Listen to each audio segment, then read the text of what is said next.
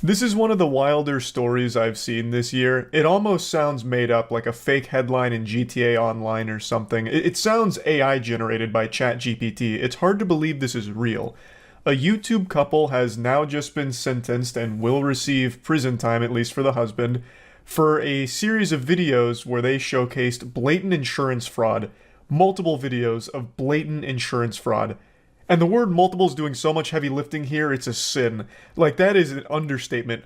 Over 160 videos allegedly showcasing insurance fraud attempts or collisions caused by the YouTube couple in order to get money from their insurance. Also, road rage as well as provoking road rage.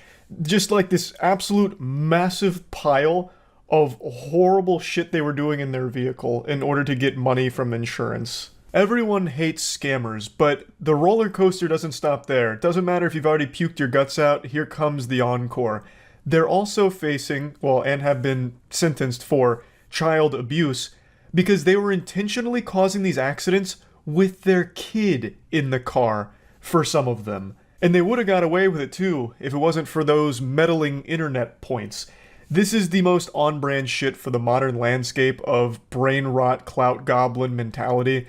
The father couldn't keep his hand out of the cookie jar of internet clout, so he started posting these dash cams of the collisions and insurance fraud attempts on his YouTube channel, and then shamelessly went to TikTok to accuse some of the other drivers that he got into the collisions with, that he himself caused, of being insurance scammers. What you see here, this is Jeremy Perales. He's about to set me up for an insurance scam. He's about to set up an accident.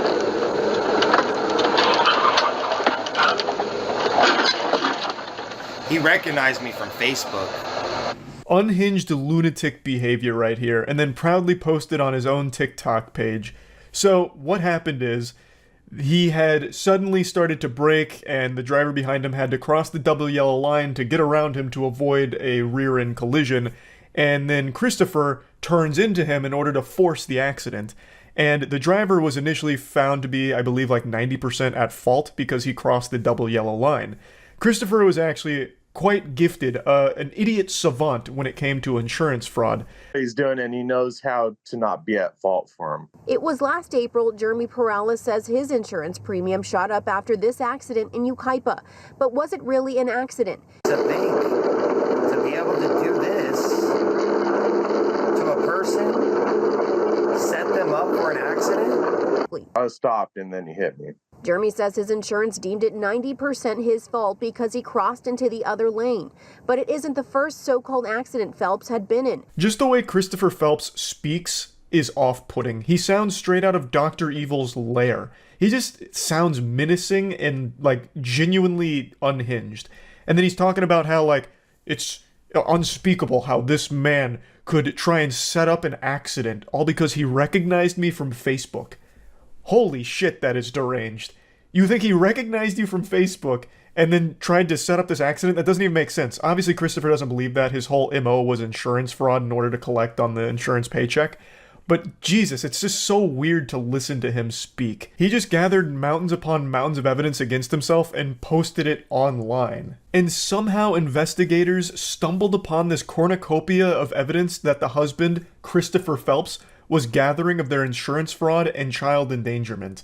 Like, Christopher ended up being his own worst enemy. He was like, the Zodiac killer, leaving all these clues, all these breadcrumbs for investigators to somehow find. And I have no idea how they found his channels, because he was getting like 50 or 60 views per video. I don't know how the fuck they ended up there. You would have been more likely to end up in Narnia than on his channel. But Jesus Christ, they must have had L from Death Note on the case, because they found all of it, and they really cannonballed into the rabbit hole. Investigators found at least 23 collisions, allegedly documented by Phelps, which were linked to at least 17 insurance claims. Christopher is receiving 3 years in the slammer, and his wife is getting only a little bit of time in jail and then 3 years of supervised probation. Now, I'd like to show you a couple more videos here from the archive of Christopher Phelps and his insurance fraud journey. I have to mute the first part of the video here because this goober was playing DMCA copyright music. I'll just explain what he's saying. He's saying that the driver that he's pointing to is mad because Christopher passed him. Christopher's got some steam coming out of his ears for this video because he was actually found at fault by the officers on the scene for abruptly stopping, which causes this rear-end collision.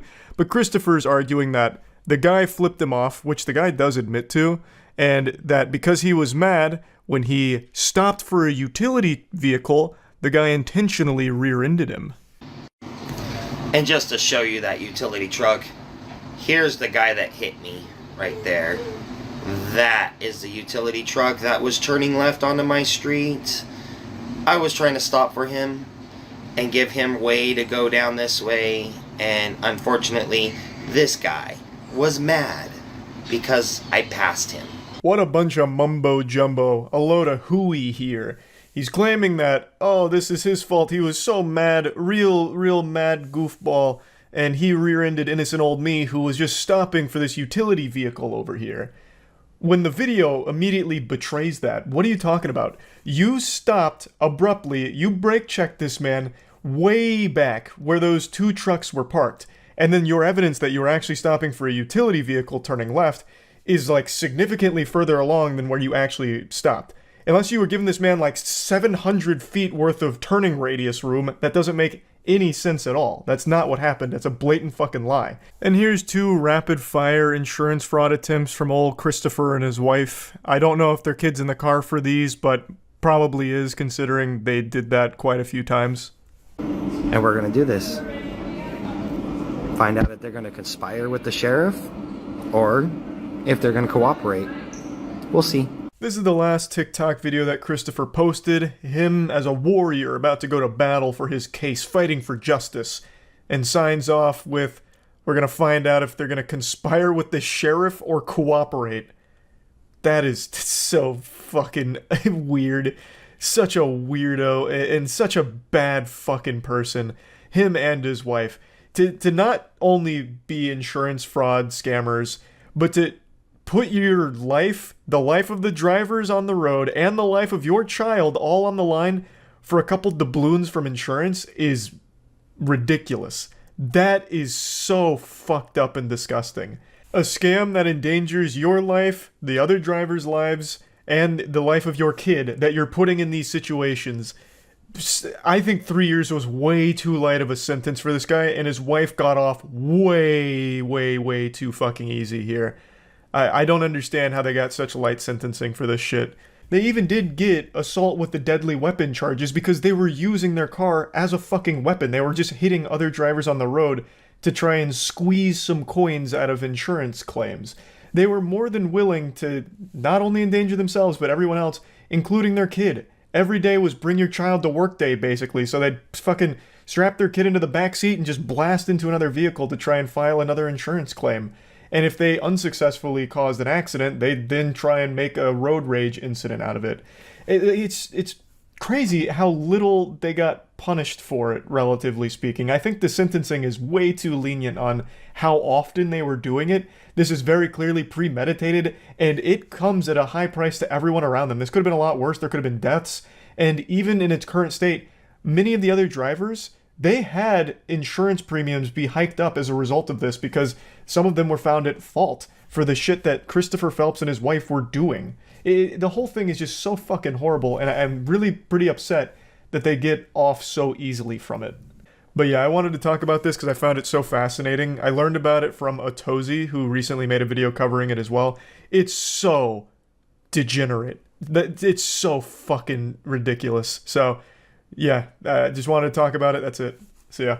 If someone told me I could get 100,000 views on my YouTube video and it would only cost me 7 years of my life spent in prison eating gruel off of the floor, I'd say sign me the fuck up, baby. What a deal. Prison is temporary. Clout is forever.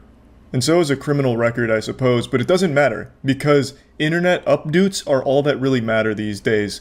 This dream came true for a YouTube couple named Saucy and Honey. They were recently arrested and charged with third-degree criminal trespassing and conspiracy and could face up to 7 years in the slammer, all for those sweet juicy YouTube views. They pulled off the most epic prank this world's ever seen, and the history books will remember them for it. They'll be talked about like Jesus Christ was in the Bible, the saviors of high-quality YouTube content.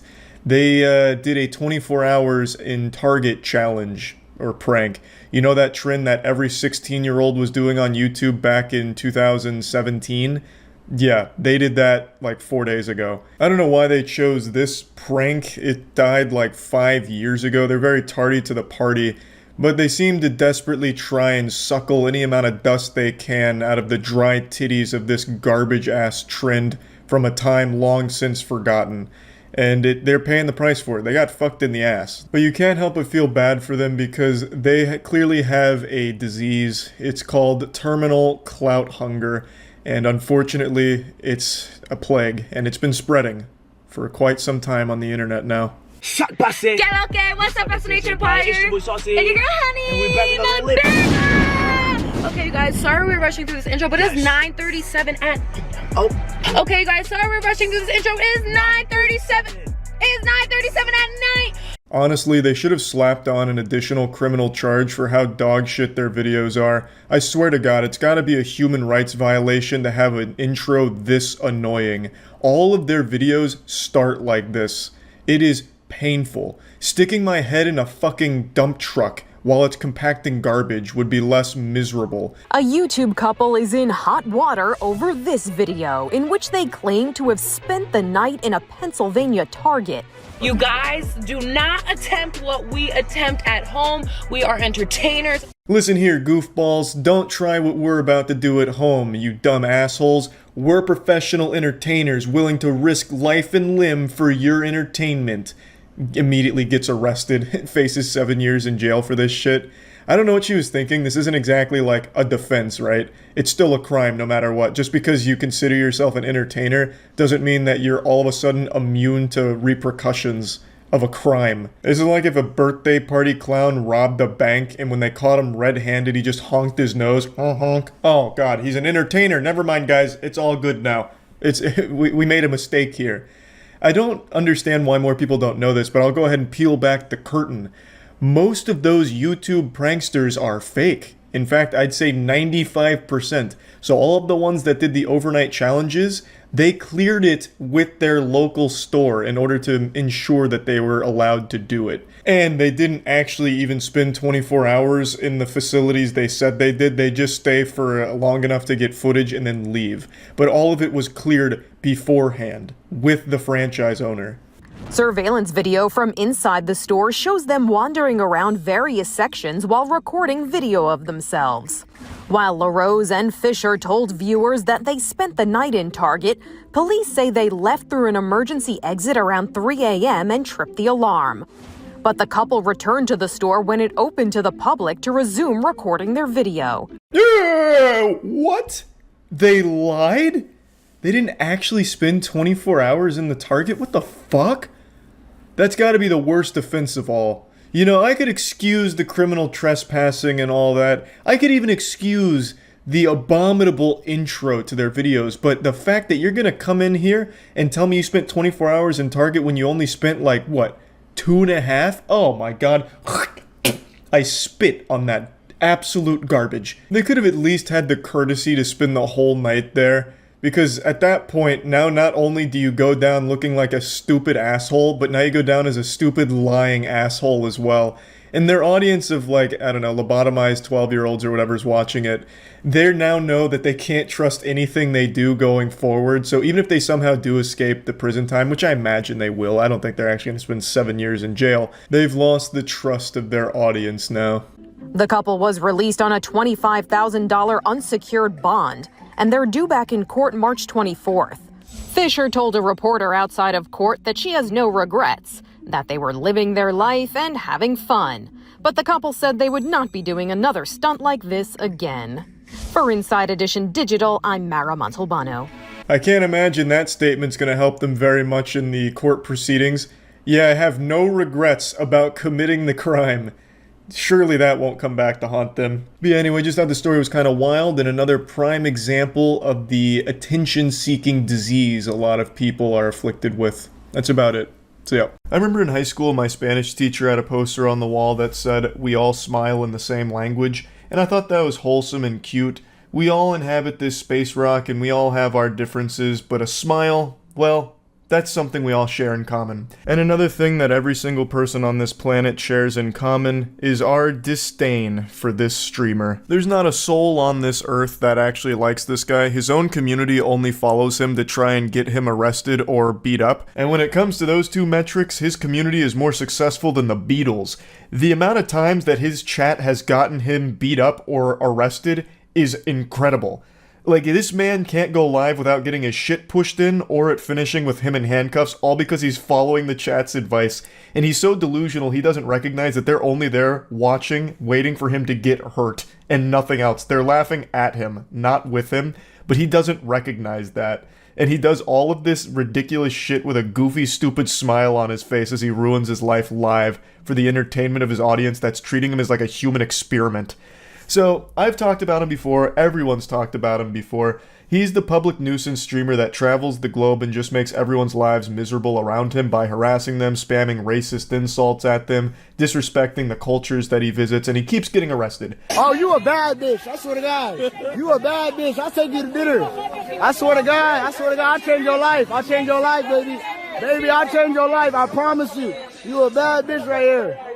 I'll change your life, baby girl. You know, I'm in the sidewalk. I'm in the sidewalk. Don't touch me. I'm in the sidewalk. I'm in the sidewalk.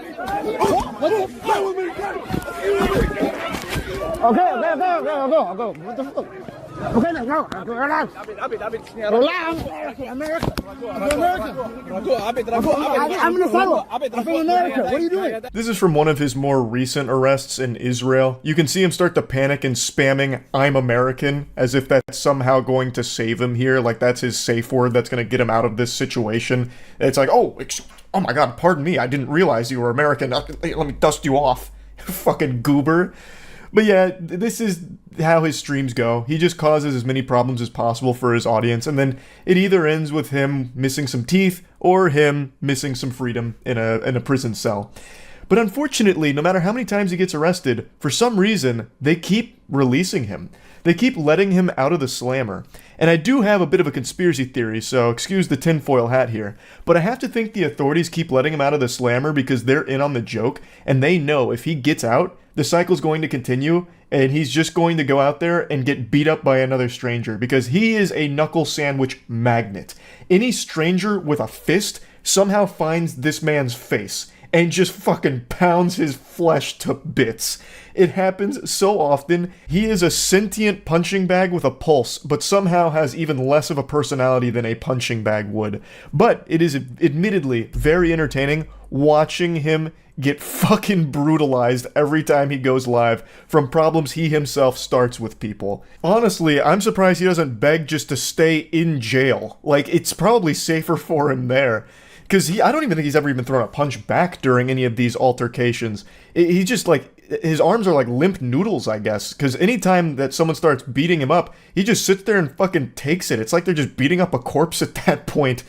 Like, it's so weird. This guy's a fucking loser. Everyone knows that. I'm not even going to bother saying his name because he's just a vermin whose brain is so poisoned by clout that the only thing he thinks matters in the world is attention. He needs attention more than he needs oxygen, so I'm not going to be saying his name. I'm sure you've already seen this NPC plastered all over the internet. He's one of those very few unifying moments that brings everyone together because we all dislike him the exact same.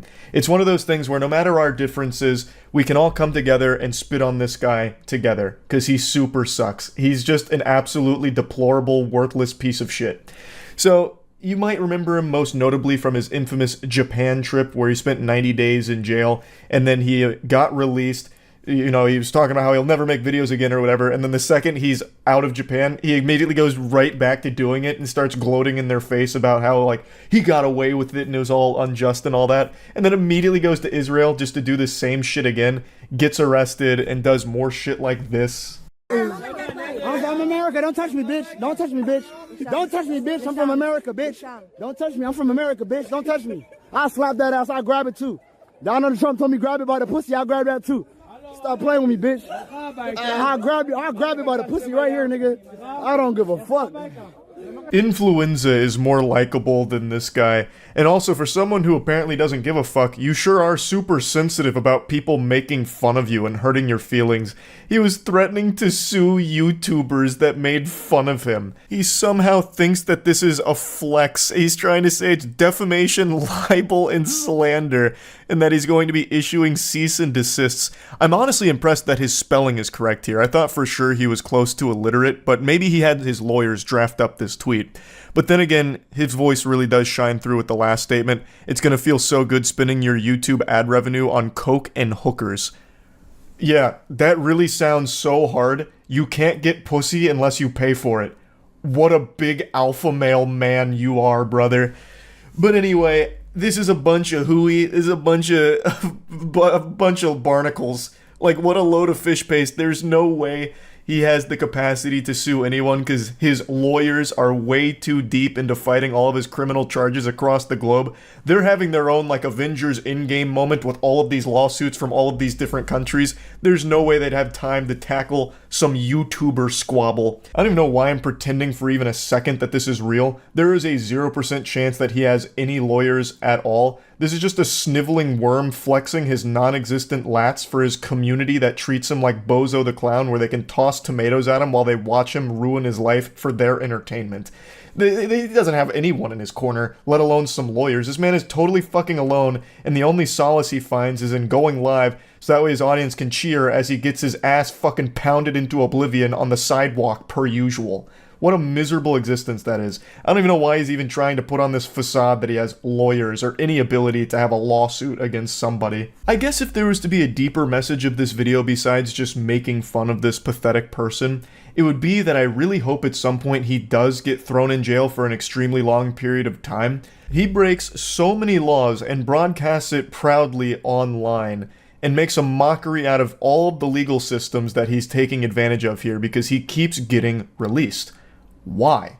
That doesn't make any sense. Keep him in prison for this shit. It'd be totally understandable and it'd be a huge PR win. That's such a rare occurrence where you can get an absolute PR slam dunk by locking up a live streamer. You would get applause and fist pumps out the wazoo from the entire cyberspace if you announced, we are not releasing him anytime soon. He will spend this many years in jail for the following crimes that he committed and broadcast online. Make an example out of him. Like, I don't know how he keeps getting away with it. But yeah, he is still currently doing the same shit, and he will continue to do so until he is eventually either dead from this or in jail for a long period of time. So I just wanted to talk about it and make fun of him again. That's really about it. So yeah. Today's been a big day for Kick Degeneracy. They broadcast 2 crimes live in the span of 12 hours. That's a new record, baby. Give it up for Kick. Huge round of applause. They're really busting new ground here. Usually it's only 1 crime per day. That's the quota, but they said, you know, hold my Johnson. We can do better. July 4th's right around the corner. Let's celebrate the only way we know how. With crime. It's nothing new for the platform. That's kind of become Kick's entire brand identity. It's basically like this quarantine zone for unhinged weirdos that the Joker would have recruited for his gang out of Arkham Asylum. And they basically set it up like zoo exhibits where edgy middle schoolers can go in and flick boogers at the glass as they laugh at the fucking clowns on the other side getting themselves hurt for a couple of extra viewers. Anyway, I'm only going to focus on one of the crimes from today for this video. I might make a follow-up for the other one. But for now, let's focus on this baffling display of lunacy. So, a Kick streamer harassed this couple in public. The couple then started arguing with this loser, who got so butthurt that this couple dared argue with him and touch his phone as he put it in their face, jamming it down their throat like he's giving them a fucking endoscopy, that he, in response to their argument and touching his phone, pulls out a gun and starts threatening to murder them. He says multiple times that he's willing to blow them away. He's ready to kill these two in cold blood because his feelings got hurt that they insulted him after he started shit with them. You pussy. I love the POV from Nampa Stream Prime. It shows the real you. You gotta appreciate your height, your balding, and your few palm art. You ain't shit. Who's gonna sock who's gonna sock him in the face? Do you want to get socked? What are you doing? You better let go of his shit. But do you want to sock in the face? Turbo Douchebag has his chat on screen, and I had to censor it because they just keep saying some awful shit and putting links to things that I have no idea what they are, but I'm not taking any chances with it. They just keep calling this woman a whore. So he went up to her, he started insulting them, and then the chat was like, "Whore! What a whore! Look at her! There's a whore around! Hey, anyone else just sneeze? It's because we're allergic to whores!"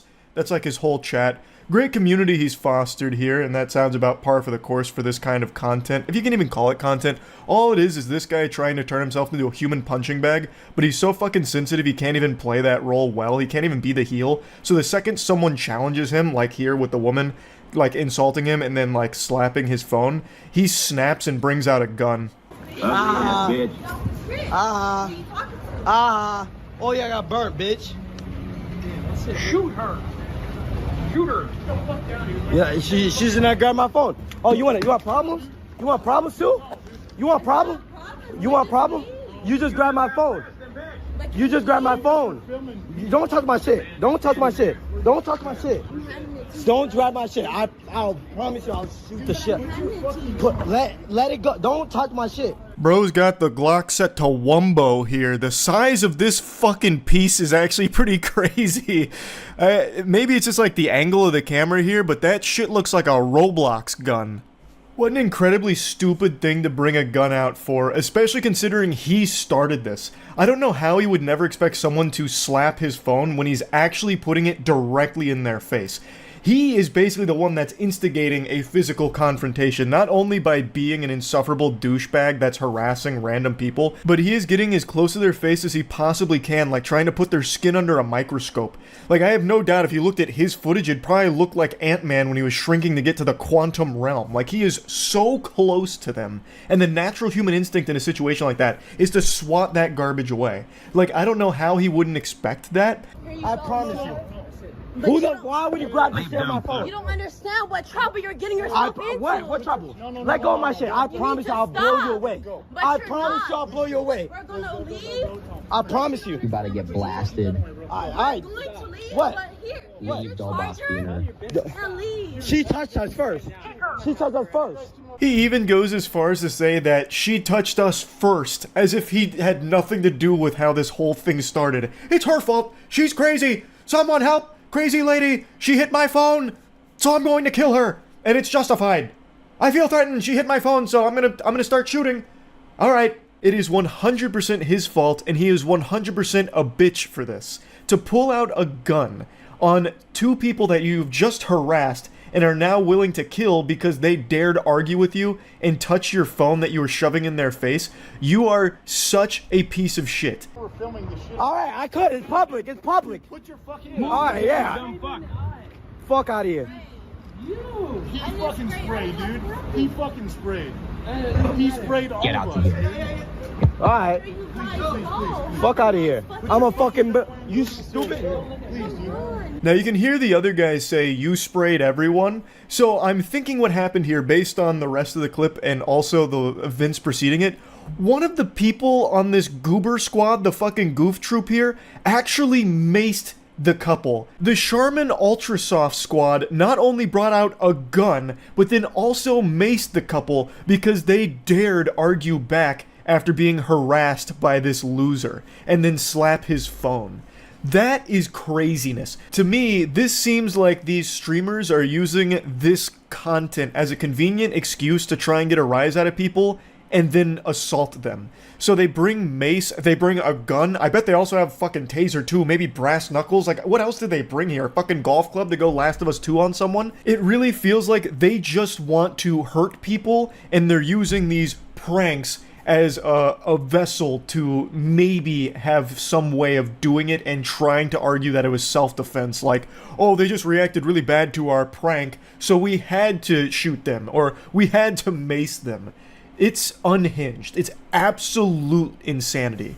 No, you guys He sprayed us. face is burning. Dude, my fucking eyes are I don't know burning. what you guys are doing. Come on, let's go. Fuck out of here. Like, what is that extra? Dude, bro, Quit the OA. Come on. Away. Just go. Just go. Hey, listen. Hey, yo. Just right now. Your bitch started shit. I don't record, you dumbass. Bro, just go. If you don't. The delusion with the statement this guy just said was like hearing the brown note. I almost shit my pants. It is so unbelievably, unfathomably delusional. My body just had like an actual reaction to hearing it. He said that they started it, the couple, and that he's recording it, dumbass. Brother, this is incriminating for you guys. You have recorded your own crimes here. You're doing the police's job for them. This is not going to make that couple look bad or look in the wrong. It's you guys. You don't want that. Just go, brother. You don't talk to me. You got problems too. You want problems? For what I need? What's up? You want problems? Yell blaster. I'll blow you away. Really? Really? Okay. All right. I got it. I don't want to fight you. Just go, dude. Why don't you want to fight me? Because you guys are fucking. I'm not. Bro, I will literally just fuck you up. Like literally got the cayenne pepper. You guys so ready, can't. bro. I'm You so guys, ready. you guys use pepper spray. Your boyfriend's a bitch. Your boyfriend's a bitch, says the guy that just pepper sprayed them. He panicked because they dared insult him and argue back, so he went into his fucking toy box to pull out every little gadget and gizmo and doohickey he could find. A gun, pepper spray, it's crazy. They got crazy as fuck for no reason, LMAO. Bro, why she grabbed this shit? She got me pissed. Yeah, me too. I don't. That was how I took her hostage and fuck her in front of him. Man, I need some water, bro. You need water? Act like nothing's wrong. Bro, I'm fucking dead. Bro's Glock is fat as fuck. Shit ass tweaking. Huh? We all did initiate the confrontation. Why? What we put in our hand? No, what? No, stop. No, I don't want problem. I'm relaxing, sir. Sir, I'm just recording.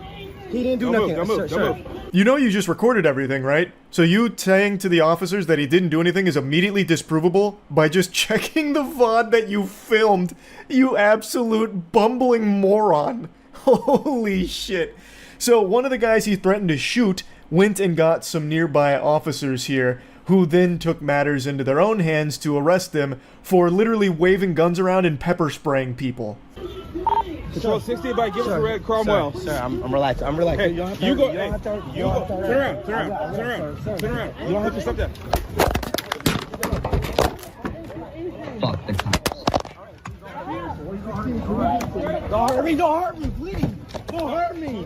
On your stomach now. This is such a fitting conclusion here. He starts whining and screaming, "Don't hurt me," after he just pepper sprayed and threatened to shoot an innocent couple over an altercation he started for his dog shit stream.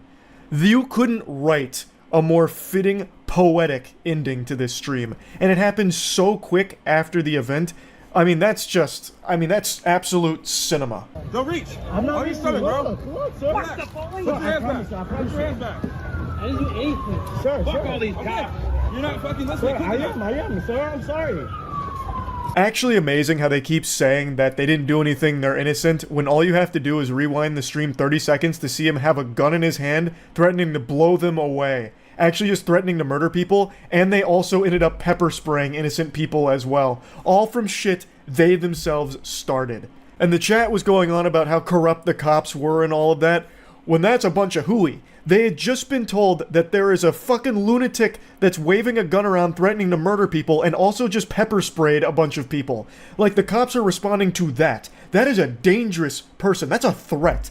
And they handled it pretty well, all things considered. I can't see exactly what happened, which led to the takedown, but from the angle, it seems like he tried to, like, run up the escalator, so then he, like, grabbed him and took him down, but I can't quite tell. But regardless, this guy has a gun that he's clearly not afraid to just bring out and threaten to kill people with. So, I think they responded pretty well, all things considered. And this is absolutely deserved from the streamers here, and I hope they spend a long time in prison. I have no idea if they will, but they absolutely should because they are not safe to be in society. So yeah, I just had to talk about this. Just more huge kick degeneracy here with this broadcast crime, and who knows, it could have turned into him actually shooting people on stream. And that is scary. That is horrifying. But yeah, anyway, that's about it. See ya. I'm sure by now many of you have at least heard of the EDP445 situation. That sounds like some kind of fucking Call of Duty Zombies Easter egg, but for those that don't know, EDP445 stands for Eat That Pussy. He was a big YouTuber. He had a huge online presence, and this week he was accused, and with a lot of evidence backing it, of being a pedophile. And with video evidence, him showing up to a meeting place where he believed he was meeting with a 13-year-old that was actually set up in very similar style to like a Chris Hansen investigation by a YouTuber, Predator Poachers. That name actually is shared by other people who hunt predators, but today this was done by one person, or one group in particular, and that person, the big face behind it, is not a good person at all. And that's why I wanted to do this little intro here, because I want to make it clear that there's no heroes in this story. You can't root for the person behind the investigation of EDP. They did a good thing, but they're a shit person. The main guy behind Predator Poacher has had a lot come out about him recently, showing his prank calls to a BLM hotline where he just says the N-word. He said the N-word, hard R, multiple times. Believes he's like an edgy troll, but his trolling is just saying the N-word. Epic prank, and he's just not someone that I can really appreciate the work of, but he and his group were the ones that broke this story on EDP, who is a very bad person as well, who, with all of this evidence coming forward, which is pretty damning, have put together this whole case against EDP445, and today I watched it all on Twitch, streamed it with the community, so that way we could all be caught up on the internet lore together. I've heard it's really bad. So yeah, the general gist of it, EDP445, a huge YouTuber, very popular YouTuber. I personally wasn't super familiar with his work. I'd always heard his name though, stands for Eat the Pussy 445. So this came out a day ago, which was to hype this up. I think this is only reading text messages, and this is when he actually showed up. This is the only thing I've seen. This guy has a fucked up past. Like, even on this channel, apparently some videos that are still up from streams where he'd call BLM and drop the N-word to them or something. Like, he'd call organizations supporting BLM and just start dropping the N-word or some shit. Like, this guy is not a good guy. So, everybody go subscribe right now. Go subscribe. And if you want to see the full chat message... I'm sorry to interrupt again. Another thing, the reason this video took so long for them to put out is because he wanted to wait for it to get full monetization.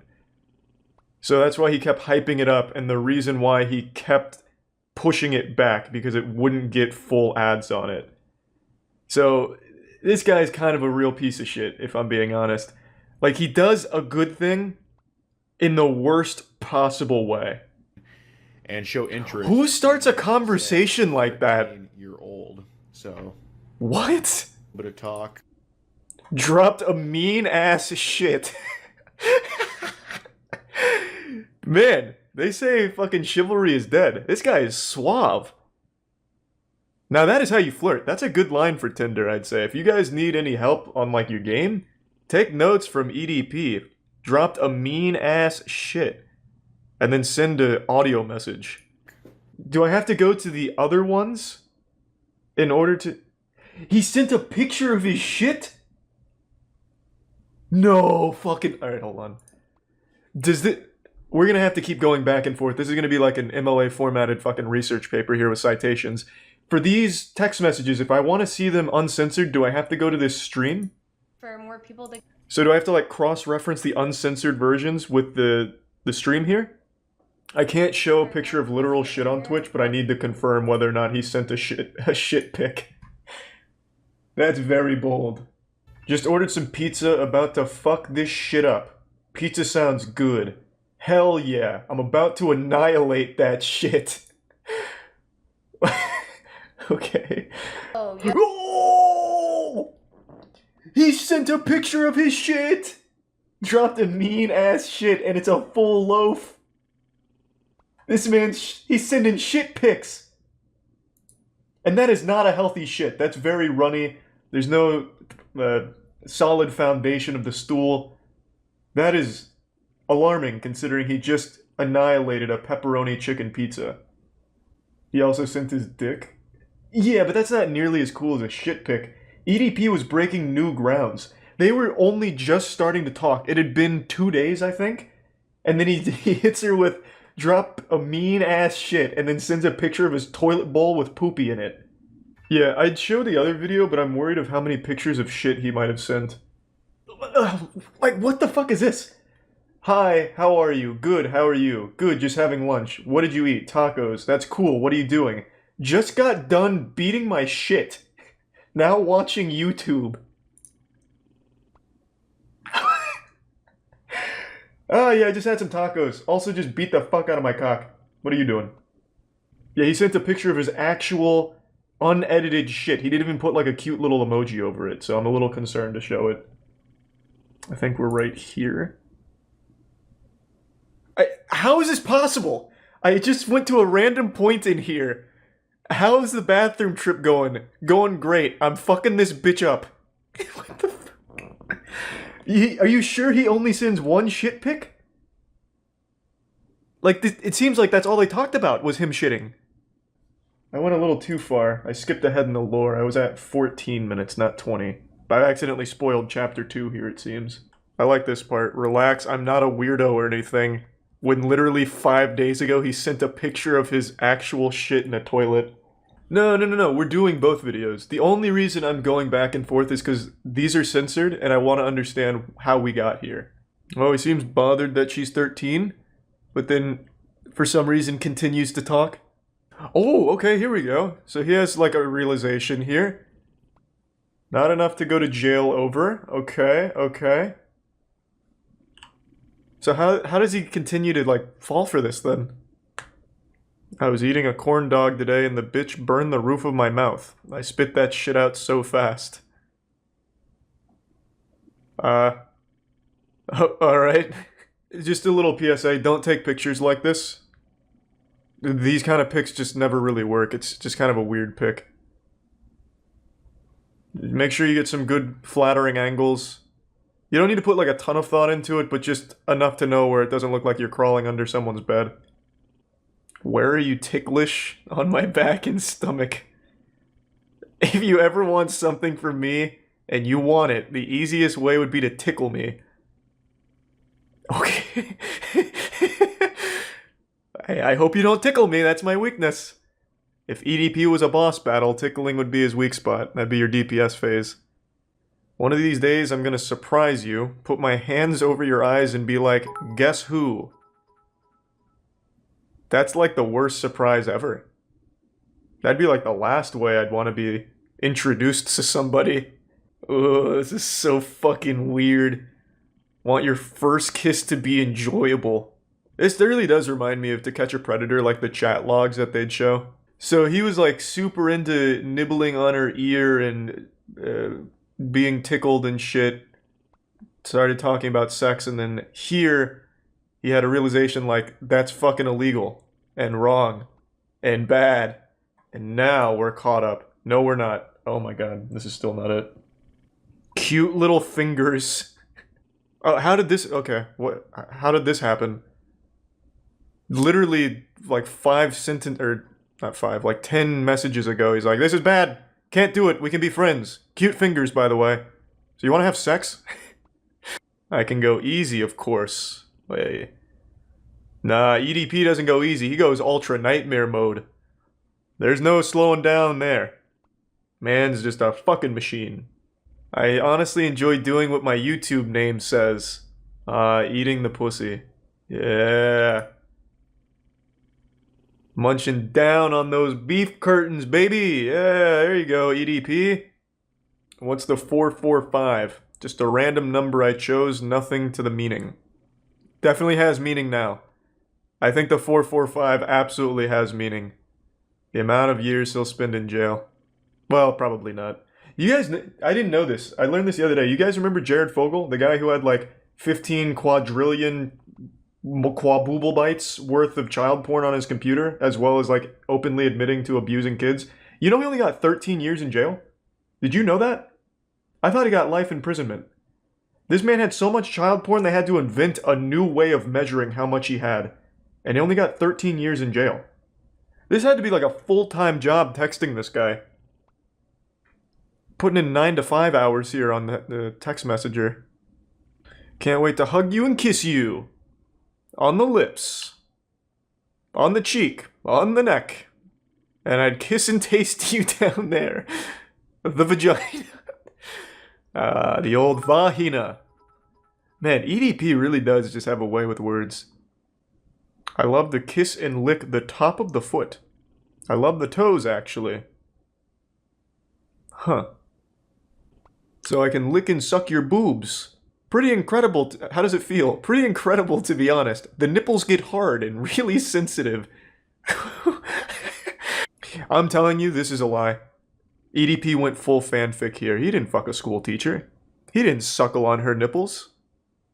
This doesn't sound like anything a school teacher would say.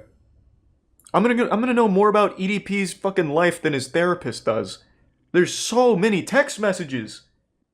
For a virgin, the vagina is tight. Oh, here we go. Getting a health ed course from EDP, the man who just sent a picture of his shit.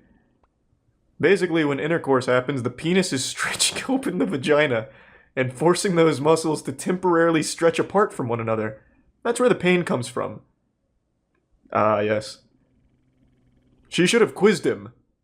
And what exactly does the potassium pump do in the body, EDP? You seem very knowledgeable on anatomy and physiology. Can you complete my homework? You used the wrong form of your, EDP. Some teacher you are. Your body is full of excitement and anticipation. You're wrong, your again. Your body, I'd anticipating the sex.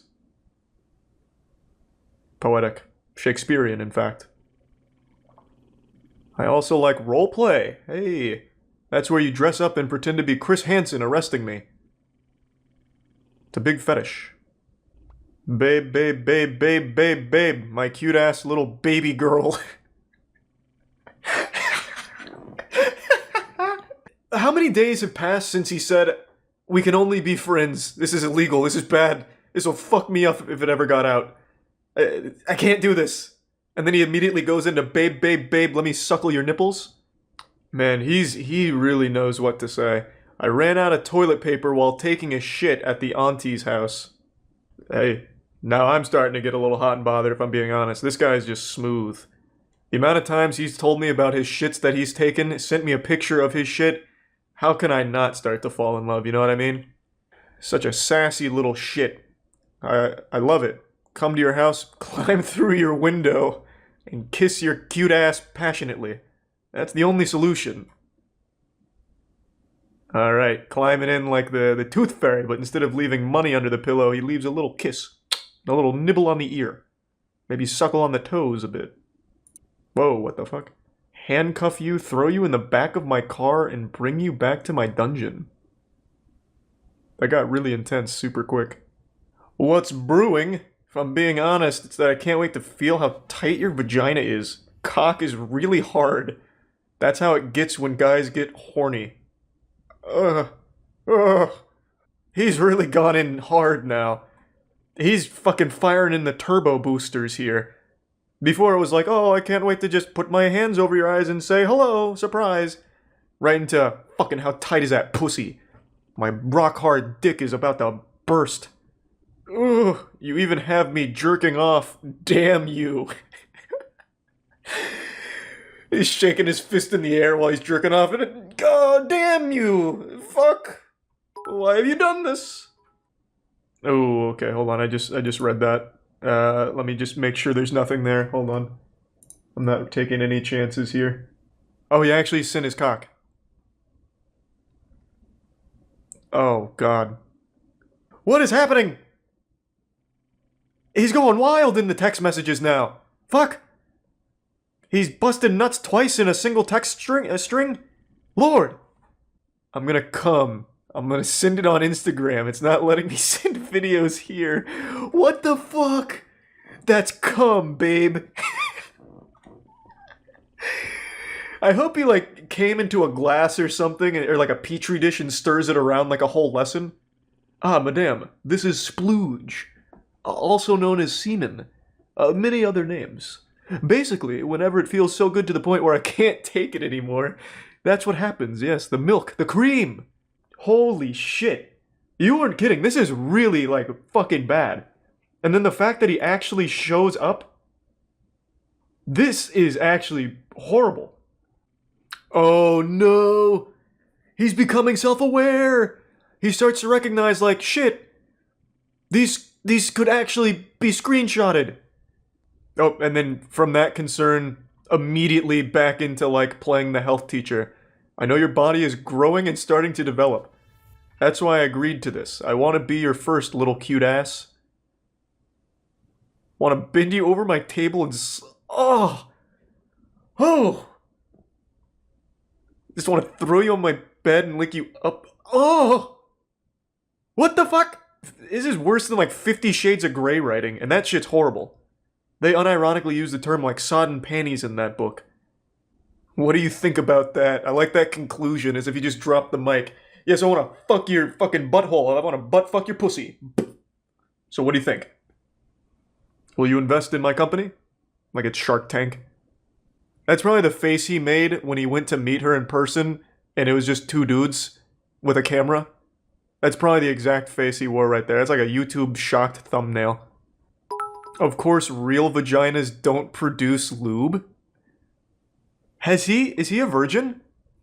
It's not like vaginas are just dry. It's not like sticking your cock into, like, sandpaper. Maybe he just means, like, it doesn't produce Astroglide or something, like a specific lube brand. Like, they don't have, like, it's not like Spider-Man's webs, like in The Amazing Spider-Man, where you have to, like, put new web slingers in there for vaginal lube.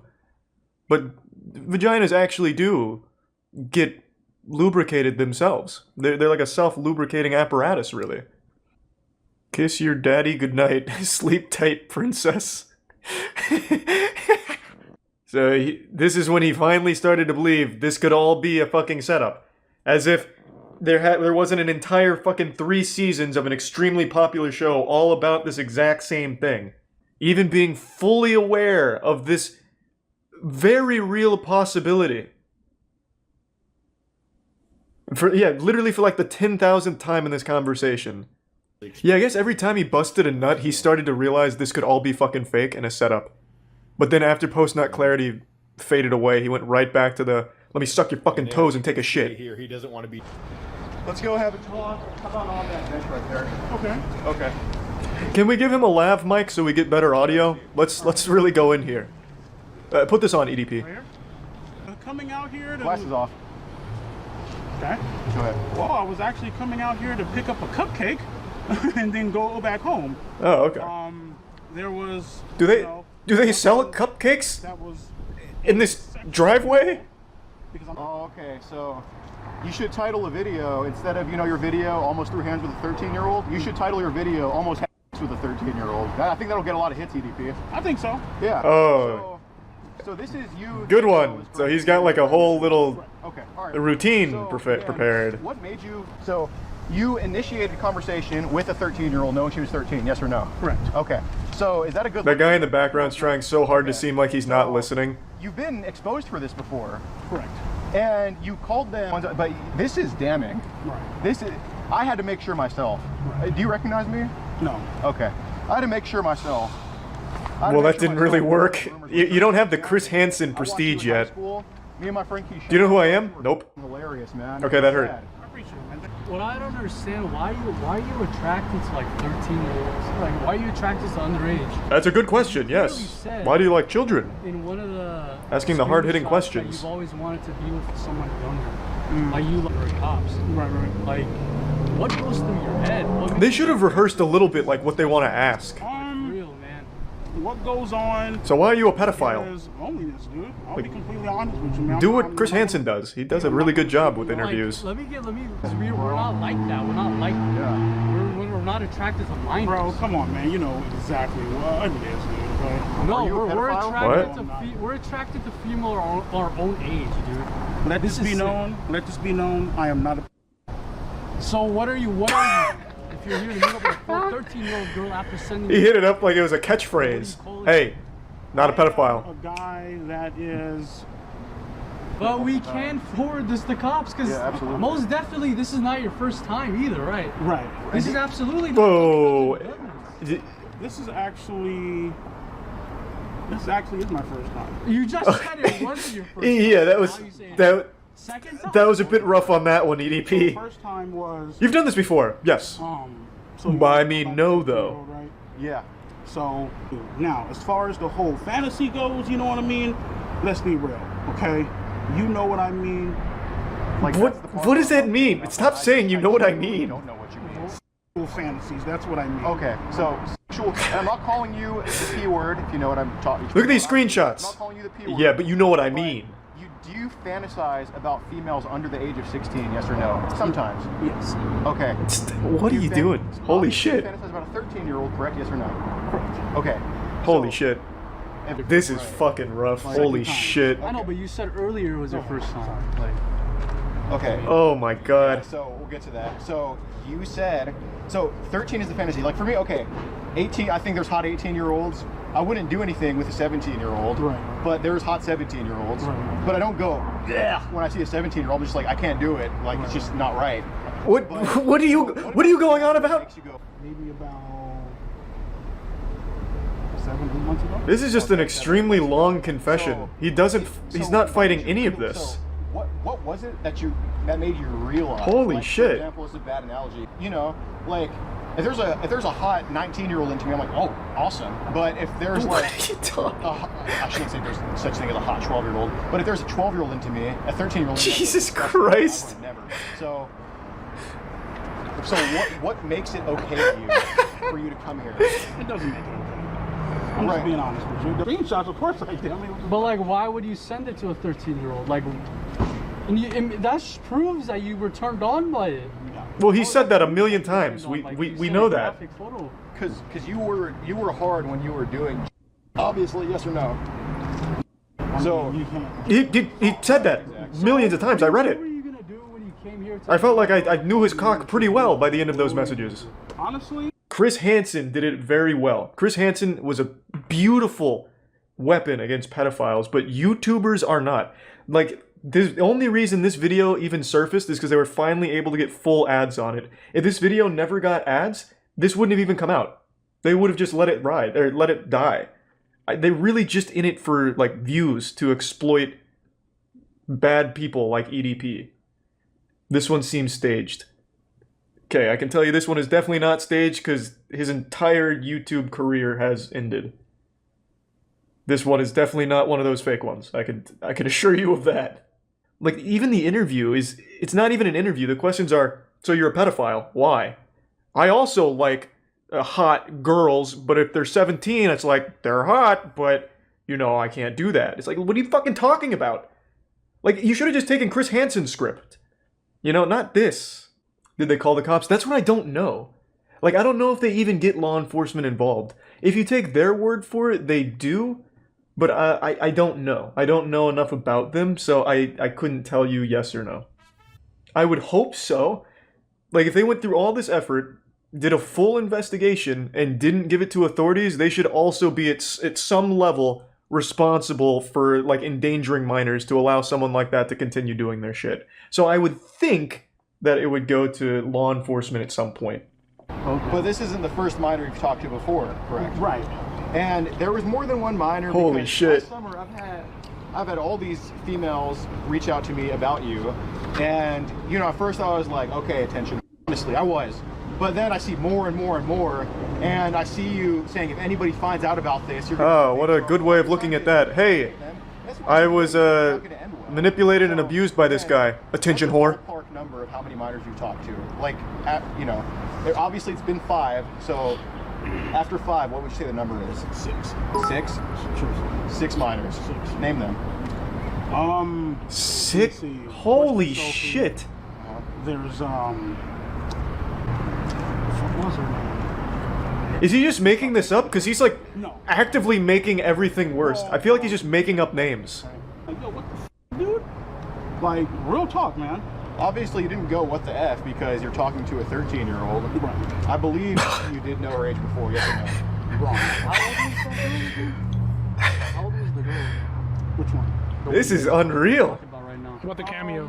I believe... Oh, you in the cameo one, right? The one where you talked about... The boyfriend hit you up for the cameo. Send you private... He's the prime, Matt.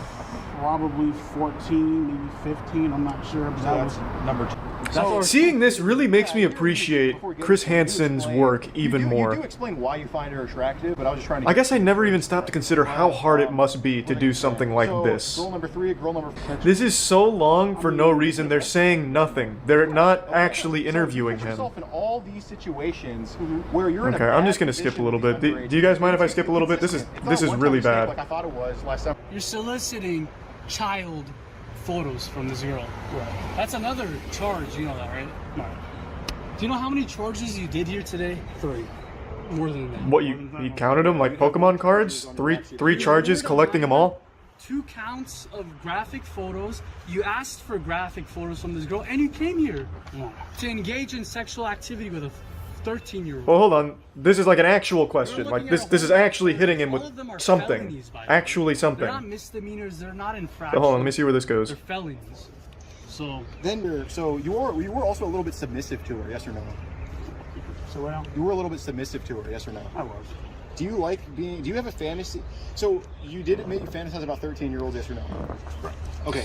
Do you also fantasize? This guy's like the only guy that's actually trying to go somewhere with this. What about a 13-year-old? And you have the audacity to say, "Please don't do this." Are you serious?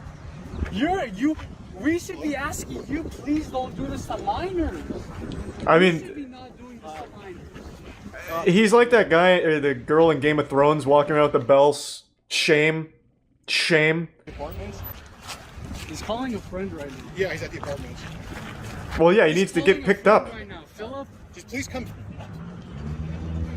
What are you panicking for? He's clearly calling a friend to get the fuck out of there. He's trying to get extracted from the mission. Right by the jacket. Okay, please come quick. He's calling. It looks like he's calling some backup. Okay, all right. Oh, this guy sucks. Looks like he's calling some backup. So be sure to subscribe to the channel, turn on your notifications. We have a ton of new viewers. It'll help us a ton. We flew. I knew there was going to be a subscriber call to action. EDP. So be sure to subscribe. Yeah, I knew that was coming. Okay. So that is fucking rough. That was a lot worse than I thought it'd be. EDP got fucking blasted. Yeah. The investigation, I think, was a very good thing done by very bad people. I did also see this one. The things this guy says are really bad. Like, racist, all kinds of horrible shit from this guy. And a lot of people have taken note of it, but not everyone. I don't think this guy should be gaining so many subs for this shit. He did a good thing, and he tried his best to make a lot of money off it and capitalize on it, constantly calling for subscribe actions, refusing to post the video till it has full ads. So I think the guy sucks, but what he did was good. And when he's talking to this guy in particular, he keeps talking about how... So, I'll break it down. The guy here is suicidal. He gets caught and he starts talking about how he's suicidal, he's tried to kill himself a couple of times, and in response, this guy says, you can't kill yourself because you're Jewish. That'd be a hate crime. What are you, some kind of Jewish Nazi? And then he keeps saying that for like 5 minutes. Like, that's his whole joke. He has like a little stand-up routine about why this guy shouldn't kill himself because he's Jewish. It's horrible. I actually, before finishing this up, I do want to look them up one more time. They claim that they've done this before, and the chat has told me that they've had people arrested. I want to see that. Okay, let me just immediately show you why I doubt that these guys actually care and are doing this for a good cause. Just going to their website. This is the first thing. Before you get anything else, you get payment plans. This is fucked up. So now where can I find out their track record? Have they actually gotten bad people off of the streets? Or do I have to pay to get that information? Holy shit. Making merch for hunting pedophiles. That's so weird. What does that merch even consist of? It's gonna be like one of those, like, cool dad shirts, like, I'm a veteran, I didn't fight in wars for you to look at my daughter, I'll put you in the ground. It's gonna be like one of those. I hunt pedophiles for views on YouTube. Or for money on YouTube, excuse me. At least Anxiety War. I do know the channel. At least they seem to actually want to do something good. And being successful is just... It came with the turf for them. Like Chris Hansen. Though I wouldn't really compare Anxiety War to Chris Hansen, but what I'm saying is at least they seem to be in it for a good reason. And there's also no information on the site except for buying things. I just wanted to know, do they have any proof that their investigations and this content they've made has actually gotten anyone arrested, put away, off the streets, anything? A lot of you said that they did, so I'm just wondering where you found that information. Who wouldn't want to walk around with a shirt that says Predator Poacher Hunters Club? That'd be pretty cool. So the first thing that comes up when I look this up, vigilante investigation creates issues for prosecuting cases. Talking about the Predator Poachers.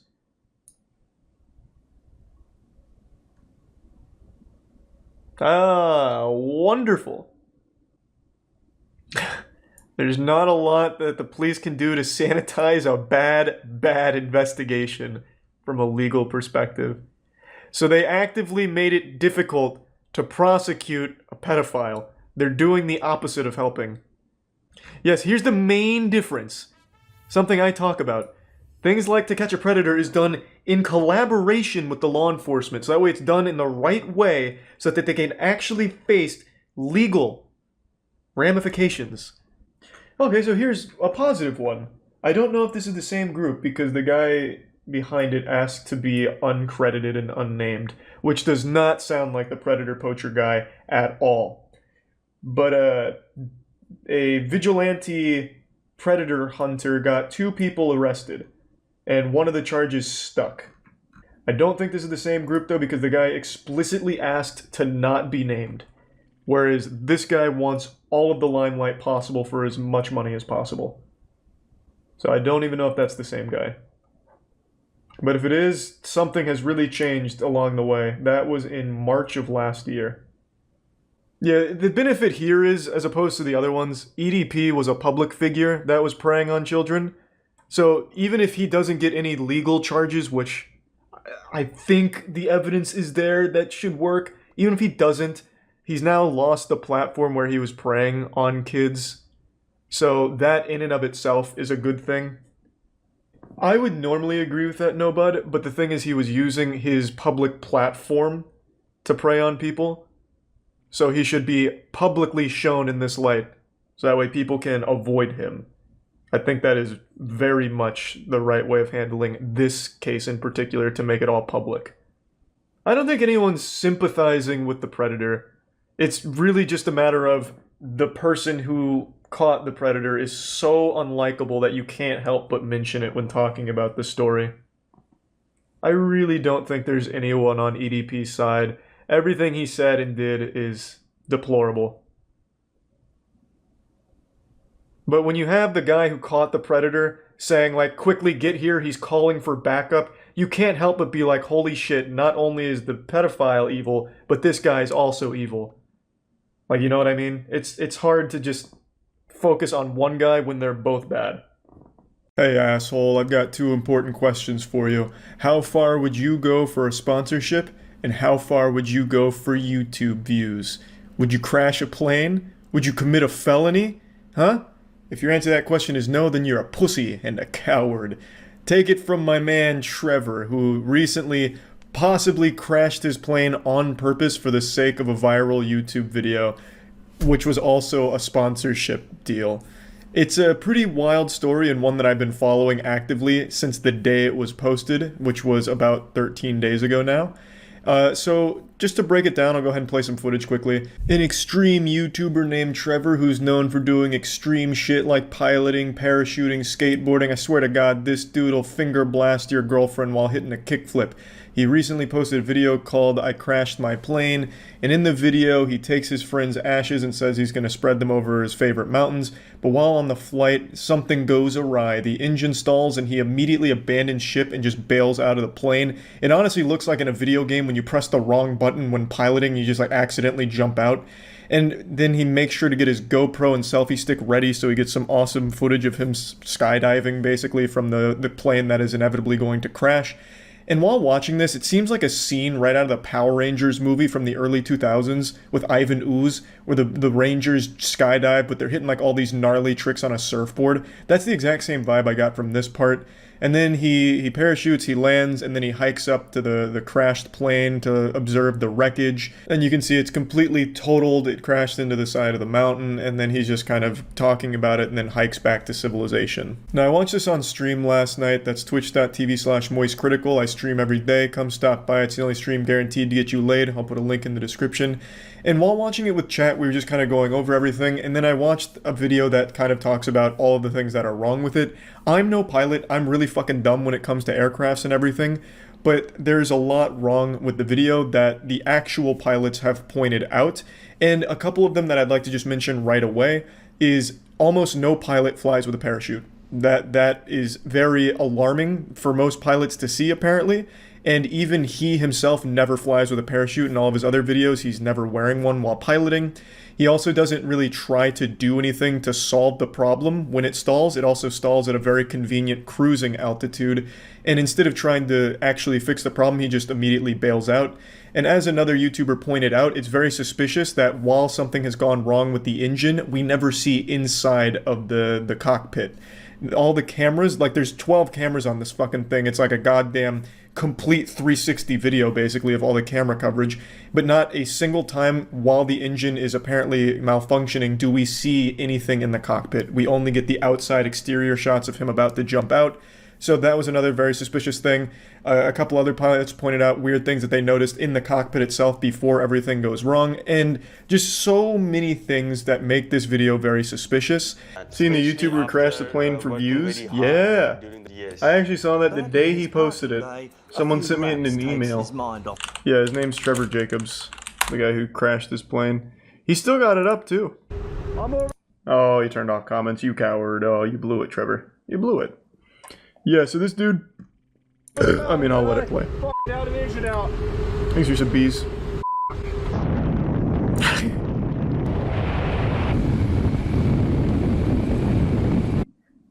So, to break it down, well, you know, let me just let it play and then we can go over it. I watched this the day it was posted, though. I was on the forefront of this drama. Why, though? There's a couple theories. Most people think he did it just for the sponsorship, since it's a Ridge Wallet sponsorship. So he wanted it to have good views, so that way he'd get other sponsorships from them. Like, oh, look at how well this video performed for us. That's like the leading theory. But then the other theories is just wanting the attention. That insatiable appetite for some updates. What's happening? How's it going? My name's Trevor Jacob. Super grateful he'll be joining us. Says in the video the engine fails. Okay, so I can already see people coming in here like, no, Charlie, this is completely legitimate. So let's go over a couple of things, and I'll play the corresponding clips. So it's around right here, where the engine stalls. Everything's gone wrong. Catastrophes happened. Every pilot's worst nightmare, next to like getting hit by an anti-air missile. And his first instinct is to jump out of the plane. He doesn't try and fix anything. He literally just leaps immediately. Which is quite literally, from what I understand, the last thing anyone should ever do as a pilot. There's a whole checklist of things they do before even considering this. And also, no pilots fly with a parachute normally. And neither does this guy. He only flew with a parachute in this video, and this video alone. All the other videos with him piloting a plane, he is not wearing a parachute. I love the way he exits the plane, though. And luckily it stalled at a nice cruising altitude. Dropping tilted towers. Yeah. Another thing a lot of people pointed out is while he's falling, you can see a ton of places that he could have potentially landed this plane. I'm not a pilot, so the reason I never even bothered talking about it is because I don't know fuck all about it. There were people a lot smarter than me that really dissected this and pointed out all of the bullshit. And this is a felony, crashing a plane on purpose. This is a really big deal. So obviously it generated a lot of waves in the actual community of pilots. So, again, he never wore a parachute when piloting any of the other planes that he has flown in, yet he claims that he always wears one, which is just a blatant lie. That's why I always freaking fly with a parachute. Which he doesn't. Yep. So, this was obviously a big deal. I saw it when it happened. But there are so many things wrong with this. There's almost no realm where this is legitimate. Unless, of course, he quite honestly is the worst pilot to ever live, I suppose. So Trevor's airplane that you normally see him flying in, with no parachute, red and white experimental airplane with the tail number, you can tell like it's very obvious that it's a different plane. The guy jumped out of his airplane like he reached the map limit. You can clearly see cute. the register. We've got Santa Barbara and Santa Ynez. Man, he's so lucky it didn't just miss the mountains and crash into a town. Like, holy fuck.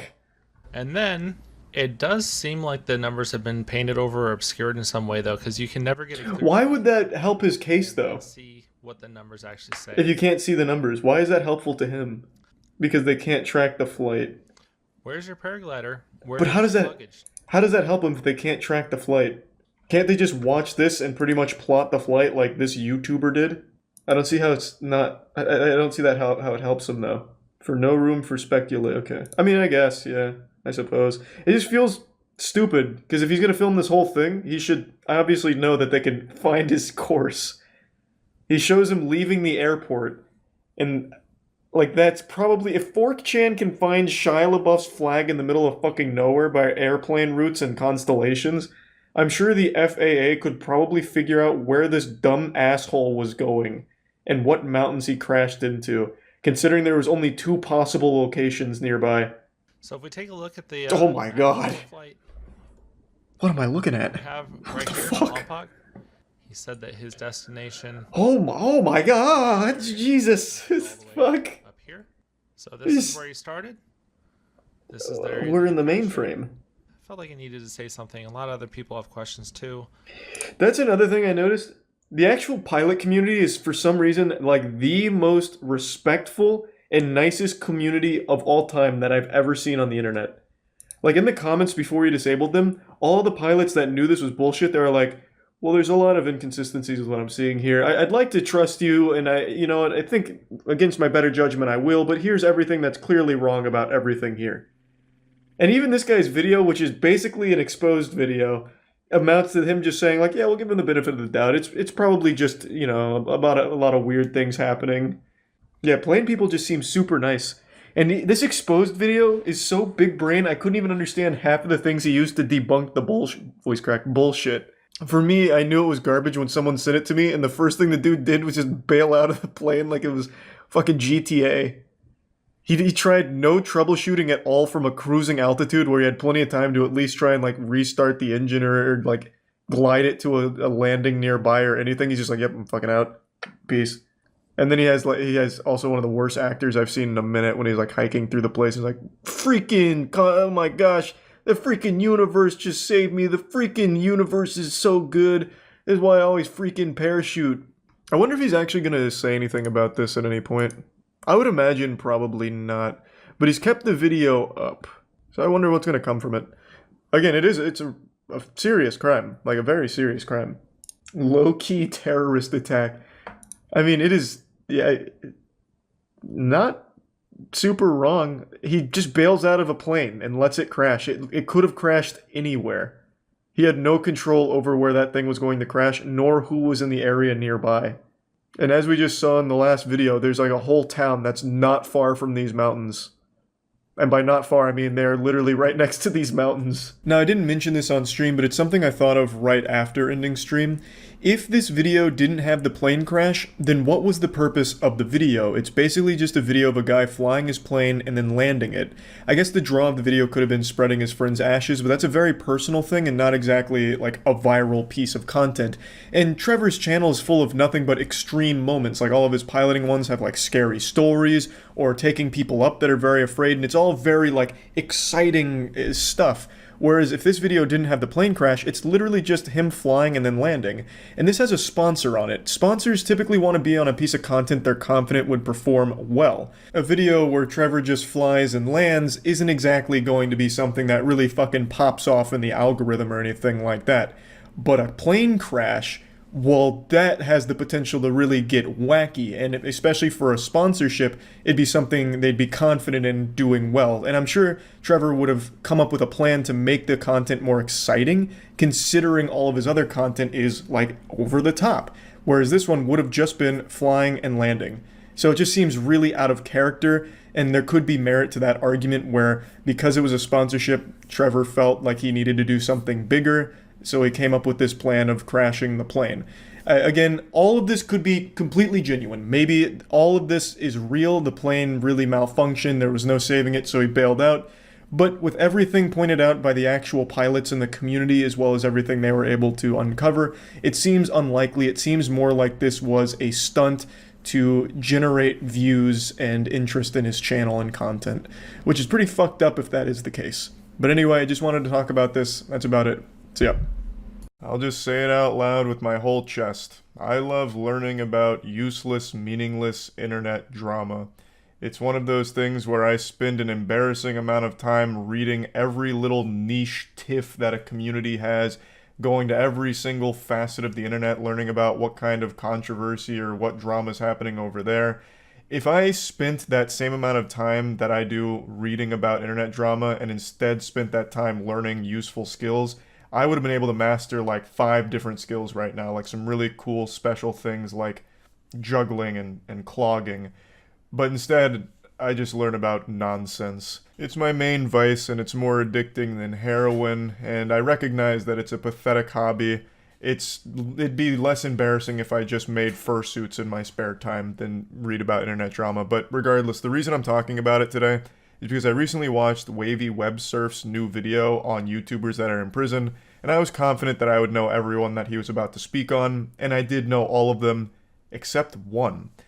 And that surprised me because the one I didn't know is really a fucked up situation that I feel most people probably weren't aware of, because when I look up this person's name, there's only one channel that's ever really talked about them at length, and that was Philip DeFranco. Now, Philip DeFranco talks about something Pay Money Wubby talked about, which was the really weird fetish of breastfeeding videos on YouTube, where it clearly wasn't educational and they weren't breastfeeding their kids for the sake of like getting them nutrients, you know, like the actual biological function of breastfeeding. They were filming this because it was fetish content to some really sick weirdos that were watching it. So he was focusing on the entire depraved community and only briefly mentioned the person we're about to talk about, Lee Felton. Lee Felton was once a piano teacher, but after her husband left her and her child, she then got desperate for money and started posting breastfeeding videos on YouTube that were clearly meant to be sexual. For those that don't know, YouTube has always had an exception to their nudity policy if the content is educational. And they used to have that for artistic expression as well, but that started getting abused. A lot of people recognized a loophole there where you could claim anything was artistic and then just have full nudity on YouTube. I remember a couple of classic bangers, such as the girl who opened a can of SpaghettiOs with her pussy and then like dumped the SpaghettiOs on the floor and called it modern art, or the absolute timeless masterpiece of the older woman who dressed in a morph suit but then cut the pussy out, so she just have her vagina on full display, and then she had a man pick her up and carry her around while she peed everywhere in a circle. So that was hype, and eventually YouTube recognized that this was getting abused, so they don't really have that exception for artistic nudity anymore, at least not like they used to, but it does still exist for educational content. So things like how to administer a breast exam, or like how to do a Brazilian wax. If you look up that kind of shit, you can find full nudity because it's people trying to educate, even though a lot of people will recognize there's bad actors here, once again just using that educational loophole for porn on the platform. But the point is, and there's also naked yoga on YouTube, fully nude yoga that they claim is educational on poses and how the human body reacts to the poses. I'm getting sidetracked. There is a loophole for nudity on the platform as long as it's educational. And Lee Felton, it took advantage of that. She started making this breastfeeding content where she just had her titties out and she'd have her child being breastfed. And she made a lot of content like that and then started to recognize that her audience wasn't women trying to learn how to breastfeed. It was creepy, absolute fucking worms that were watching her to jerk off. It was sexual. So she started to lean into it. Lee reportedly made breastfeeding videos where she rubbed herself and her child down in oil and shoved her breasts in the baby's face. Lee would give her videos titles akin to something you might find on an adult website. Titles such as Slip and Slide and Mommy's a Whore. Jesus fucking Christ. Jesus fucking Christ is right. So Lee Felton turned to the ultimate dark side. She was not only producing this pornographic material, but she was selling unlisted links to the videos to these absolute fucking degenerates. And you can clearly recognize the big problem here. She was producing pornography that involved an actual child. According to reports, a Wisconsin man was apparently busted purchasing Lee's content by his wife, and after discovering the repulsive videos, the wife reportedly felt into authorities. And hopefully the wife also left the husband, because that is an absolute unhinged weirdo, and hopefully he was also charged with purchasing child pornography, because that's what this shit is. You have porn that involves a child. It's child pornography. And initially she was facing an absolute grocery list here of charges: 34 counts of capital sexual battery, plus other charges of promoting a sexual performance by a child, possession of child pornography, and lewd and lascivious molestation, crimes that could have carried a life sentence, but she was only found guilty on one of the charges, which carried a 10-year sentence. Now, let's go over a little bit more of what Wavy Web Surf points out, which is how she defended these actions in the case. During her trial, she would describe her videos as a, quote, silly little playful thing, and that she doesn't believe it's criminal. A silly little playful thing, huh? Fucking menace. What a fiend. Oh, so goofy to produce porn that involves a child that is in your porn. Man, how wacky. Oh, wow, goodness graciously. This was her entire stance during the case, that it wasn't serious, and that she was also going through mental health struggles, which led to her doing this. She said that she had finally got attention that she had been craving for so long, so she leaned into it even further, but it was never serious, and it wasn't criminal or bad or anything. It was just a playful thing that she was also charging money for. That was clearly sexually charged, because a lot of the titles like Mommy's a Whore and Good Little Boy were being sold as the unlisted videos, but for some reason she still tried to play it off like, oh, it's just so silly, that's all, you guys are overreacting. That was her absolute lobotomized take during all of it. And her lawyers were just as smooth-brained. They tried to argue that everything she did was protected by free speech. I'm not even fucking kidding, I'm not making that up. They made this a free speech argument, that she should be able, and it's not criminal, for her to breastfeed her child in these sexually charged fetish videos because it's a free speech expression. Lee Felton's defense attempted to argue that her breastfeeding videos fell under free speech protection, but nobody was buying this defense. A Tallahassee sheriff's lieutenant puts it best. Quote, "The video was clearly not done for the purpose of education or artistic display. Based on the content and the fact that it's being sold by Felton, it is clear this video is for sexual purposes." Fucking obviously. This is not a free speech issue. I love free speech. I hate censorship. You know what this isn't? Free speech. And it's not censorship. You can't just use this as a catch-all term or defense like, what do you mean I can't dismember my neighbor when I'm upset? What about free speech, huh? Do we not live in a free country? I can't go over there and just fucking decapitate him? Come on. Are you serious? I don't want to live in a society where Lee Felton can't produce sexual breastfeeding videos for people to enjoy. Oh my goodness, what happened to free speech? It's fucking lunacy. It's absolute craziness that that's what they tried. But what's even more insulting is that it must have worked to some degree, because her charges, all 34 of them, she was found not guilty on, except for one. But that charge carried a 10-year sentence, so she is still spending a significant time behind bars, but not as long as she should, I would argue. She of course lost custody of her child, but I really don't understand why they reduced the sentence so much. There was overwhelming evidence against her with tons of videos as well as tons of receipts of the videos being sold to like 40 or 50 different clients allegedly. Like that, I still feel like 10 years was a pretty light sentence for all of this, with all of that considered, but whatever. Anyway, just wanted to talk about this because I found this to be a pretty interesting story that I'd never heard of before, so huge hats off to Wavy Websurf for finding this and talking about it, because this was a really interesting and really fucked up one. That's about it. So yeah. How far would you go for TikTok views? Would you sell your soul? Slap your mother? Slap my mother? You better not. I'd come over there and bite your dick off. But what about going to jail for 3 years? Does that sound reasonable for TikTok views in exchange for that prison sentence? How bad do you want it? What's your limit? Would you throw away 3 years of your life just for a few TikTok likes? If your answer to that question is no, you're a pussy, you're a coward, and you will never make it as a viral TikTok superstar sensation like this guy and his friends. I'm kind of underselling the story. Not only did the main guy in this video get 3 years, but his 2 friends that helped him make it got 2 years in prison. So check this out.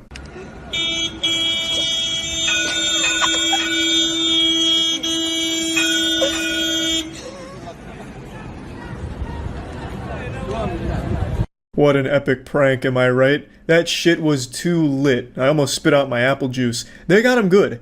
Those fucking idiots never even saw it coming. The stupid conductor of this train, multi-track drifting around, thinking he's gonna get his passengers to their destination on time. Nuh-uh. Not on this cool guy's watch. He busts out the desk, he pops in a cigarette to smoke. I mean, he's probably the coolest fucking guy I've ever seen in my life. He's got the desk out so that way he can have optimal angles to look at the Tinder profile pics of girls that don't meet his standards. He's definitely a kissless virgin by choice because no girl is worthy of his perfect lips because he's just the ultimate Adonis. So he's decided, let's smoke it up a little bit. The train, it doesn't matter. So he stops it, he says, hey, public transportation can suck on my fucking asshole. And that's exactly what they do. And now he'll be sucking on some buttholes in prison. This happened in Morocco. He was originally facing 5 to 10 years in jail, but that sentence was lightened to 3 years, and his 2 friends that helped him film this have 2 years in jail now. And I gotta say, it was worth it. This is the coolest video I've ever seen in my life. I'm sure all the other inmates are going to be blown away by this dude's TikTok clout. They won't be able to get enough of his stories about this video going viral. Oh man, they're going to love that. Now obviously the main douchebag here is extremely pathetic, but I think the saddest people in this video are the one filming and the one that give him the coffee cup.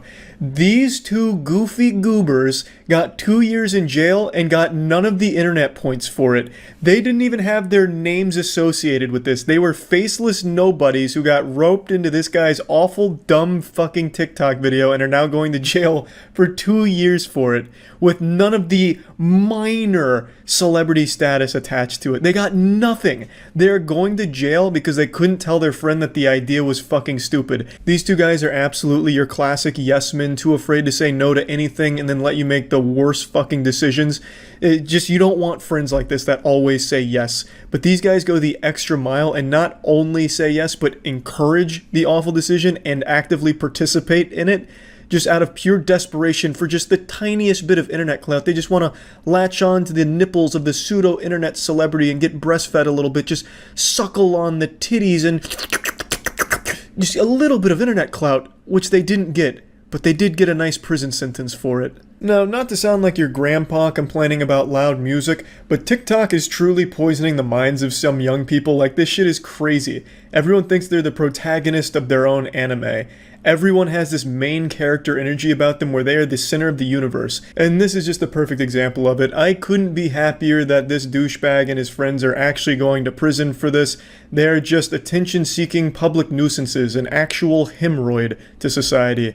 Not to go full Joker on you. But yeah, TikTok is absolutely poisoning some people on there. It's taking us backwards down the evolutionary ladder. 100 years from now, we'll probably have to rediscover fire and relearn basic language, because all humans will know is stupid fucking TikTok dances and shit like that. But maybe it's bigger than that. Maybe TikTok is like this intergalactic plague. It's the reason we haven't been visited by aliens. It truly is like the great filter. So when a civilization becomes technologically advanced enough to reach like tier 1 or tier 2, all roads lead to TikTok, so then they create TikTok, which bumps their civilization back down to the fucking Stone Ages, so they can never visit us or expand past their planet, you know what I mean? It's like the Flood from Halo, this parasite that feeds off us and keeps us stupid.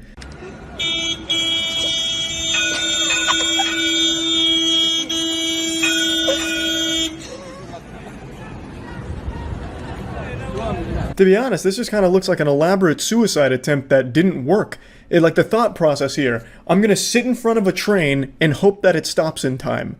Like, the amount of faith you have to have in a complete stranger there is mind-boggling, hoping that the conductor's paying enough attention to stop in time before he just fucking flattens you and sends you to the afterlife, fucking banishing you to the shadow realm.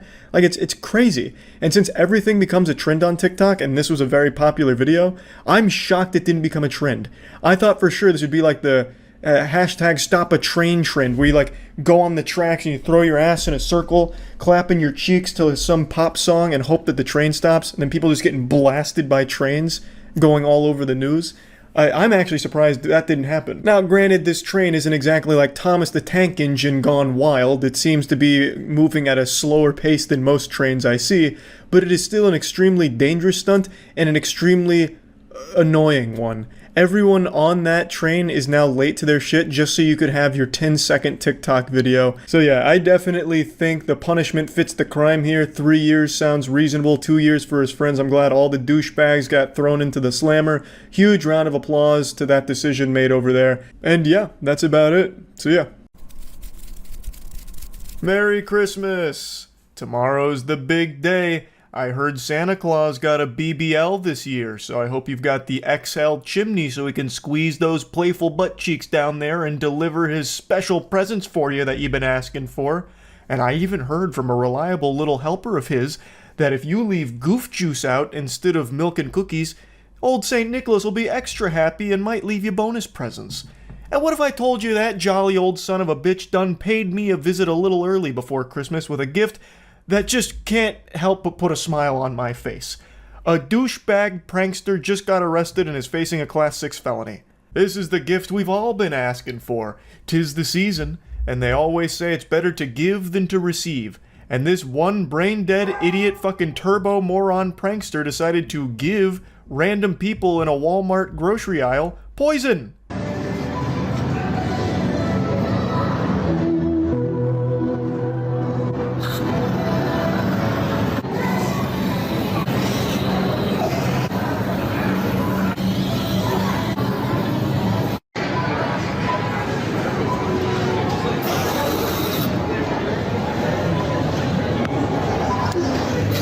Yes, spraying food with bug spray. This guy's good. He's got talent. Now, I'm sure I don't need to educate you that bug spray isn't a safe thing to be consuming. It's literally poison. You could get very ill if you had consumed any of the food that he had sprayed with this. I don't know how someone gets this stupid. I actually don't know how that's possible. You could be chewing on raw plutonium and I don't think it could rot your brain as much as clout does. Like, this guy, his whole Instagram page is nothing but like committing crimes for some internet updoots. I'll go over some of his other recent stinkers here in just a moment, but I have to focus on this for a little bit here because this is unbelievable. It seems like he got inspiration from the Tylenol murderer. You remember the Tylenol murders? Well, I'm guessing this degenerate must have viewed that guy as a prankster. I'm sure all of you know the Tylenol murders, but just in case, I'll drop a quick lore recap on it. Many moons ago, there was a villain who swapped out Tylenol capsules for cyanide and then put the bottles back on the shelf. Buyers bought them, obviously not knowing they'd been tampered with, took them, and some people died from it. This is that same DNA. He is actually just poisoning strangers. He is tampering with their food with literal poison. And that's the content. Now, real quick, let's just set everything else aside here. Just throw it all into the shitter for a moment. Who watches these videos? Who is the audience? There is nothing to even be entertained by. Let's say he wasn't using poison. Let's say he walked up to the food and he sprayed it with cologne, or he sprayed it with fart spray, so it smells all yucky like ass. Well, there's still no video there. Like, what is there to even like kick your feet up at? He walks up, he sprays a little bit on it, he just spritzes it, and then he walks away. That's the whole video. What do you even get entertained by? Like, who watches it? I don't know. Like, how lobotomized could you possibly be? It is just the most boring turd burger garbage ever. Nothing is even happening in the video. Like, do you also throw your hands up when you're riding the escalator from the thrill of movement? Like, just watch some fucking jingling keys at that point. Holy Lord, it makes no sense. So even if he wasn't using poison, if he was just using anything else, it would still just be a trash video and a terrible prank. I don't understand who even watches this. Like, I can almost wrap my noodle around kids being entertained by douchebags harassing people in public, because they'd look at that and be like, whoa, he's bad. He's being so naughty, holy shit. But this, and this guy's whole page, which has hundreds of thousands of followers, is just another level of incomprehensible, embarrassing hoopla. Like, it's painful. If you tried to train AI on this guy's pranks, the AI would probably kill itself because it wouldn't want to subject itself to more torture and being trained on these kind of pranks. Anyway though, Goofball's being charged with 3 different crimes, a class 6 felony, introducing poison, and 2 misdemeanors, criminal damage and endangerment. From what I understand, he could face between 5 to 20 years from what I've read for this. I am hoping they don't play softball here. Like, there needs to be some kind of precedent set that you can't just fucking poison people for a prank. Like, come on. So what happened is he filmed himself grabbing a can of bug killer, which was Hot Shot Ultra Bed Bug and Flea Killer. Then he sprayed it on fruit, vegetables, and cooked chicken. He didn't pay for the chemical spray or the contaminated food, and then he left. Apparently he had posted the video and was shocked by the reaction that people had to it. They weren't too pleased with what he'd done. According to police, once he left, he began to see comments online saying how horrible the act was, and he decided to return and collect the items. What a saint. Now, before the charges were filed, apparently the fresh food was thrown away right after, and no one was poisoned, which is actually a miracle, because there was quite a bit of time that passed between him spraying the shit with poison and leaving the store. The defendant returned about 10 minutes after he sprayed the items and attempted to collect the items he had sprayed, placed them in a shopping cart, and wheeled them back to the rear of the store to try and prevent people from taking the contaminated items.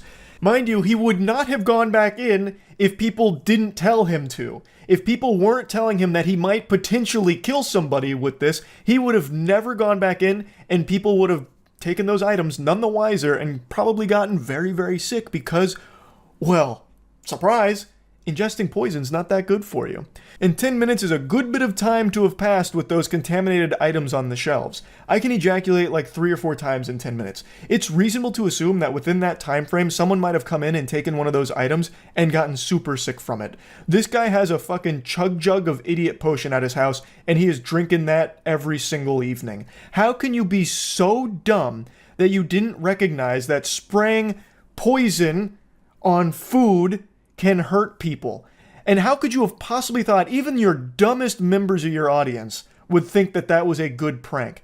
So yeah, this isn't like a small whoopsie-daisy type thing. This is something that he really needs to face real repercussions for. There needs to be an example made out of someone that does shit like this. At some point, like, we have to come together and say enough is enough. Now, TikTokers and Instagram losers are poisoning people for content. Like, there's gotta be a point where you're like, okay, we're not going to play softball. You're going to get the 5 to 10 years. Because that's what he's facing from what I've read. It's like a 5 to 10 year potential sentence.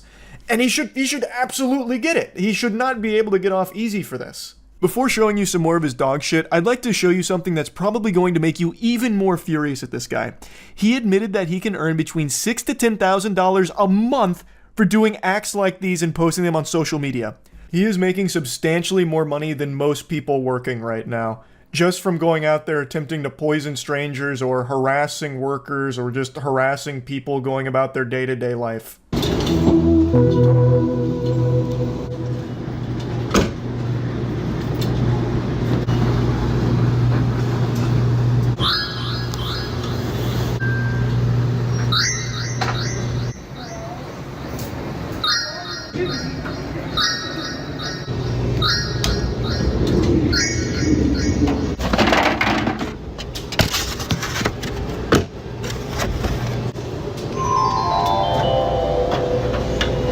I only learned about this douchebag from him being arrested, but even still, I actually gave him the benefit of the doubt on a few of these that they might be fake.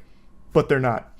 In this case, I thought what might have happened here is he filmed this random stranger putting his laundry in the washing machine, and then when he put the bacon and eggs into the clothes during the cycle, he actually didn't put it into that guy, the stranger's clothes, he put it into like his own clothes at one of a different washing machine.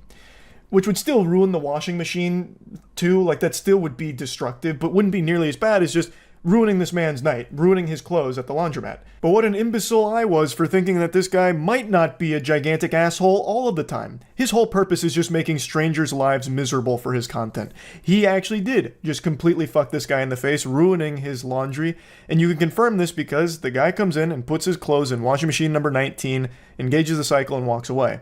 Then this douchebag comes over with the bacon and eggs, throws it into washing machine number 19, and re-engages the cycle. And you can see it right at the end that, yep, it's number 19 that he came in and just completely ruined.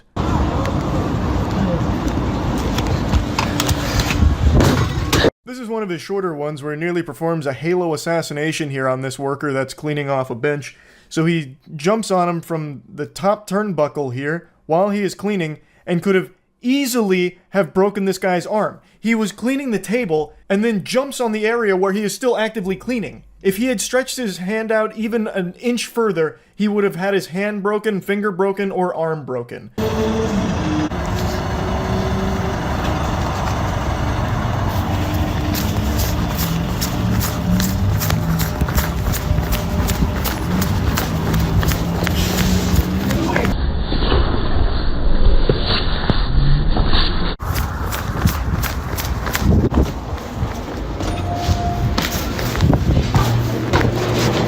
Doing a good job.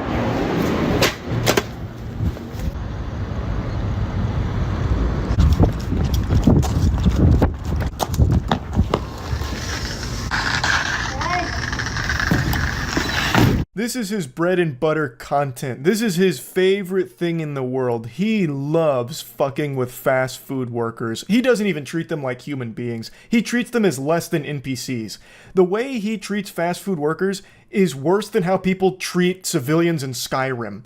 This guy has so many videos jumping the counter, harassing the workers. He is at his happiest when fast food workers are at their most miserable because of him. Oh, it's his favorite thing in the world. He loves it. In fact, he needs it, really. Like a plant needs the sun. He photosynthesizes fast food workers' agony into his dopamine. He has so many videos being a complete insufferable asshole to fast food workers. What's tacos at the egg roll? Hey!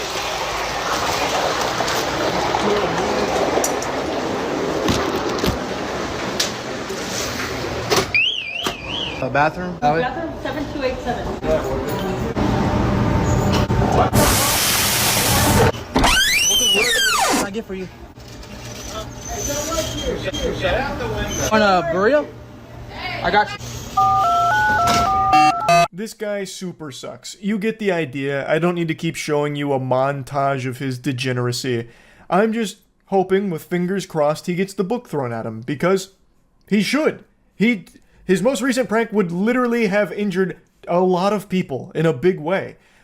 I don't know if it would have necessarily killed them, depending on the amount he sprayed, I guess, but it would have been very detrimental to the health of people that consumed his poisoned products that he made for his Instagram content. It's so trash, and he deserves to go to jail for a long time because of it. Also, this loser apparently describes himself as a supervillain, so he's really proud of what he does. Could there be anything more corny than to call yourself a supervillain? What a loser! What an absolute fucking dweeb! So yeah, I really wanted to talk about this a little bit. That's about it. So yeah. I moved a few more things around in my room, but now I'm positioned directly under this light, and the shadows on my face make me seem like I'm sitting in an interrogation chamber from LA Noire. Looks like that scene from The Dark Knight when Batman keeps hitting the Joker's head on the table. I don't know what I'm going to do about that, but for now it's going to have to do. I'm just going to be looking a little odd here. Last year, I was talking about an ongoing situation with an obsessed Twitch viewer that ended up taking a 700-mile journey, like he was going down the Oregon Trail, fording rivers and battling dysentery, to arrive at a Twitch streamer's house he was obsessed with, her name is Just Foxy, to light her car on fire, and seemingly trying to light the entire house on fire, because this was a blazing inferno. It was a big fire. Now, at the time, there was a lot of information still unknown. All we had was some of the surveillance camera footage, which I'll briefly show you. But I just learned 10 days ago, a YouTube channel called Midwest Safety posted the entire body cam of the situation as well as that Twitch chatter's arrest. On my car, on the hood, and some pot. And he lit something sticking out of it and walked away casually, like he didn't do anything. The next clip after that was the front end of my car engulfed in flames. The firefighters came very quickly, and I'm very thankful for that because the fire spread to the fence and burnt the side of my house as well. Now, at the time, we didn't know too much about the individual behind it, but now, a year later, I know more about this guy than I do some of my own cousins. So his name is Farhan Jami. He has been arrested, and we know his fate. Spoiler alert, it's a prison sentence. And we have the body cam footage where he is looking like a pathetic fucking goober. But before showing you the body cam footage, I'll go ahead and tell you what the motivation was, because I imagine a lot of you were able to piece it together, kind of sniff it out. He was one of Just Foxy's big donators. He had apparently donated a lot of money over a period of time, and then found out she had a boyfriend, and was so upset by that he flew out to her area, then drove to her house to set her car on fire as a way of getting revenge.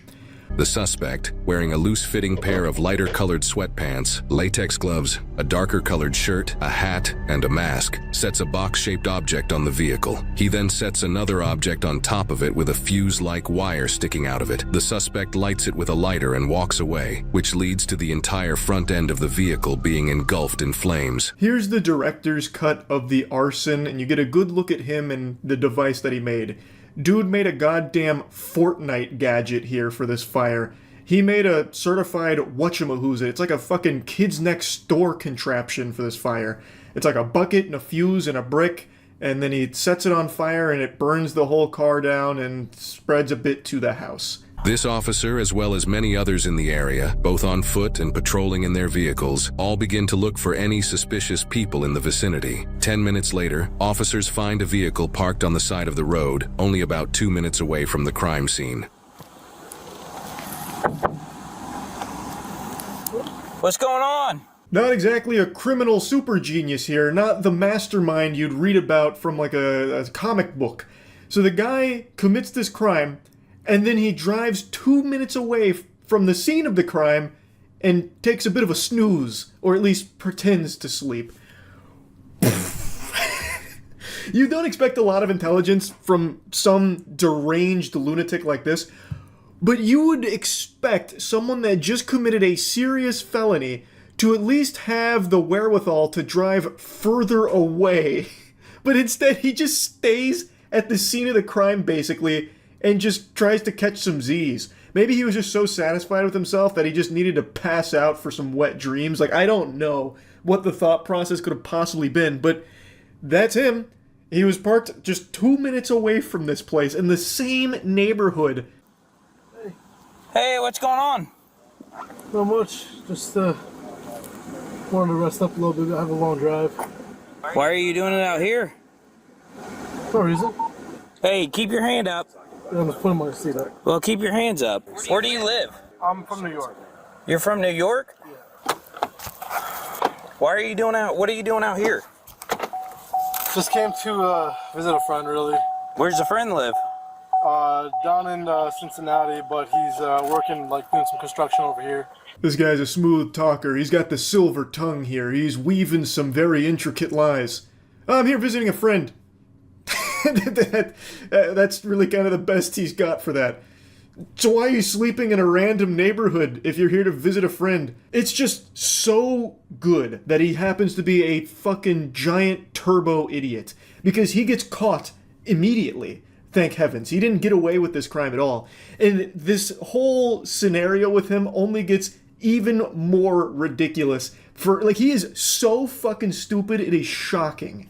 So why did you decide to just pull off in a neighborhood to sleep? I'm so confused. Because I drove 40 miles here, and I literally came like an hour ago, and I was like shot, and so I just needed to knock out. So you just pull off into a random neighborhood? Yeah, I mean, it was right off of the street, whatever it is. I really didn't know where to go.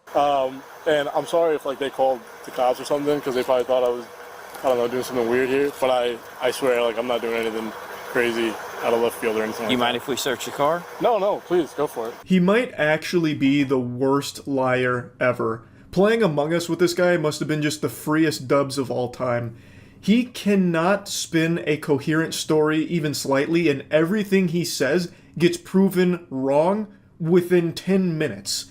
It's the quickest speed run I've seen for someone's lies getting debunked in a body cam. The reason why I ask is because there was somebody who set a car on fire. Who set a car on fire? Yes. Like, what do you mean? Like, how do you set a car on fire? They set the car on fire. Like they lit the gas tank? Mm-hmm. That's crazy. Oh, jeez. Wow. Jiminy Christmas. What do you mean they set a car on fire? How do you even do that? Is that even possible? Can cars even be on fire? Like what did he do? Like set the gas on fire? The gas tank? Oh, goodness gracious. Ooh, wow, that's not good. Like, what, you telling me, like, maybe put, like, a box on the hood with a bucket on top and a fuse and then lit that on fire, which burned the whole car down, and the car happened to belong to a Twitch streamer or something? Like something like that? That's crazy shit. Whew. Some people, am I right, officer? We gotta be careful. There's psychos out there. Fist bump.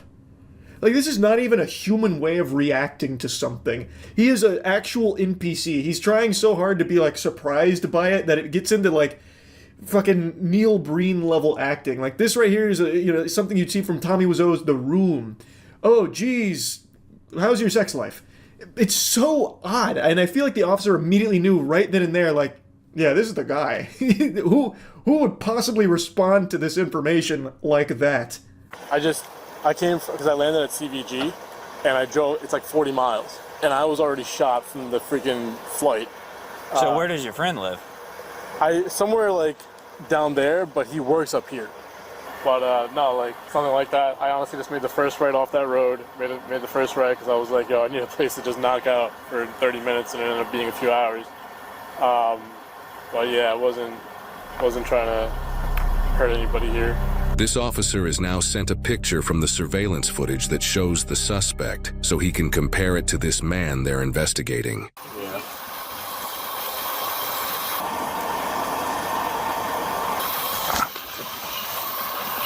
Oh, this guy's good.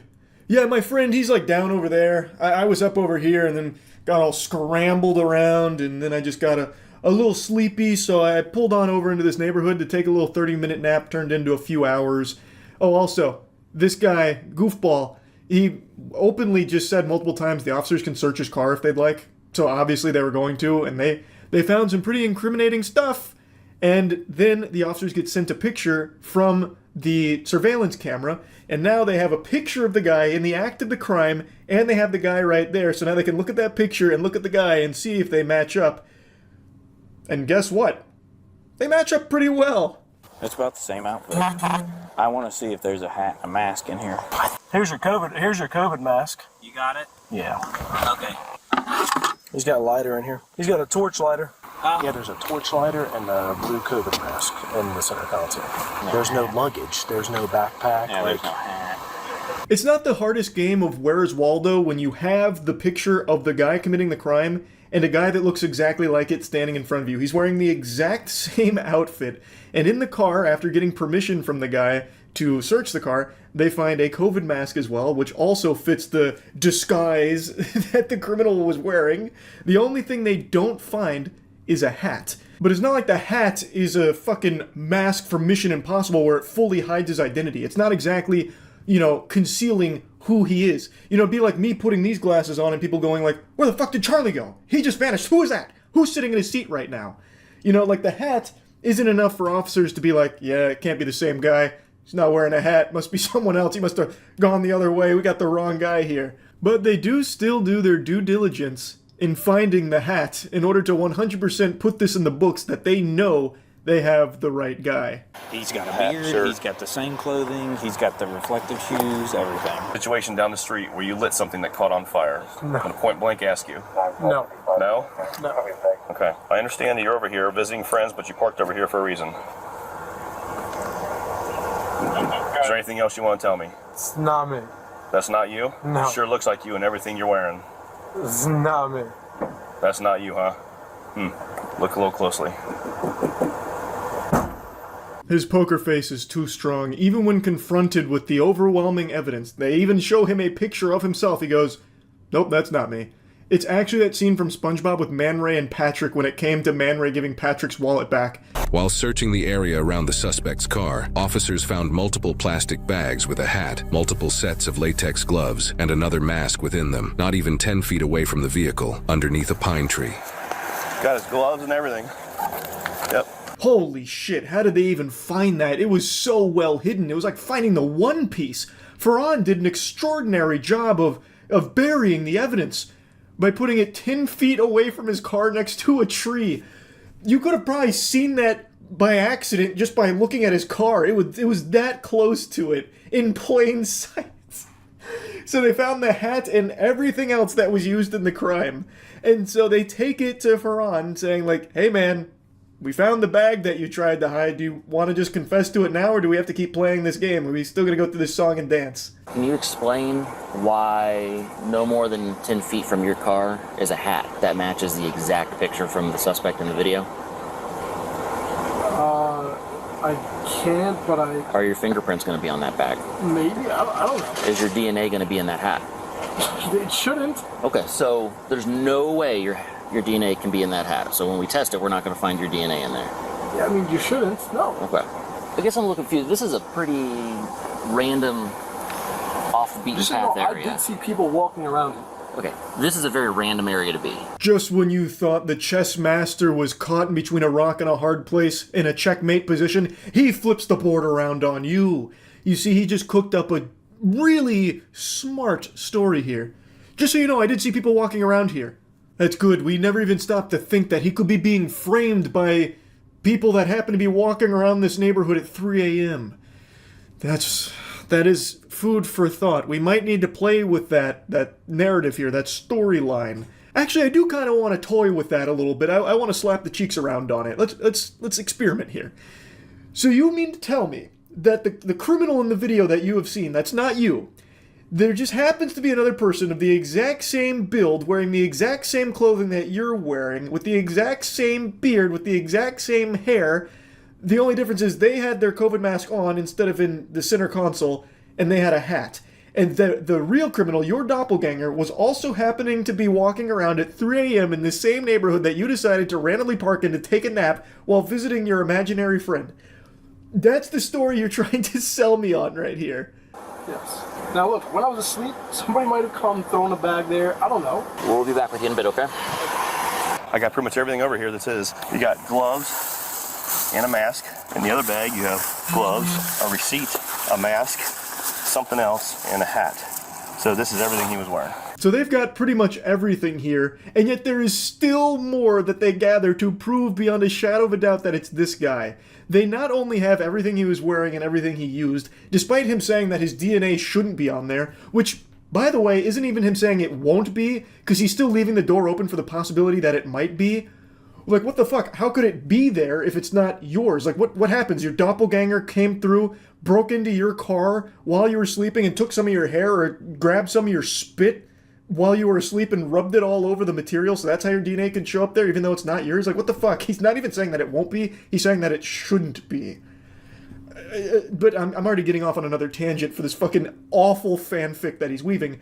But not only do they have all of the material that he was using, they then also have other surveillance camera footage from other houses that confirm he didn't get there at midnight like he claims. People who live in this area also have surveillance footage that caught the specific times that the suspect parked on the street. Officers discuss these specific times and relate them to the suspect's claim of being parked there since midnight. 2:21 is when it got lit. 2:27 is when they're saying they saw the video of him coming in here. So him being here since midnight is not correct. So you said you came out here around 12, around midnight?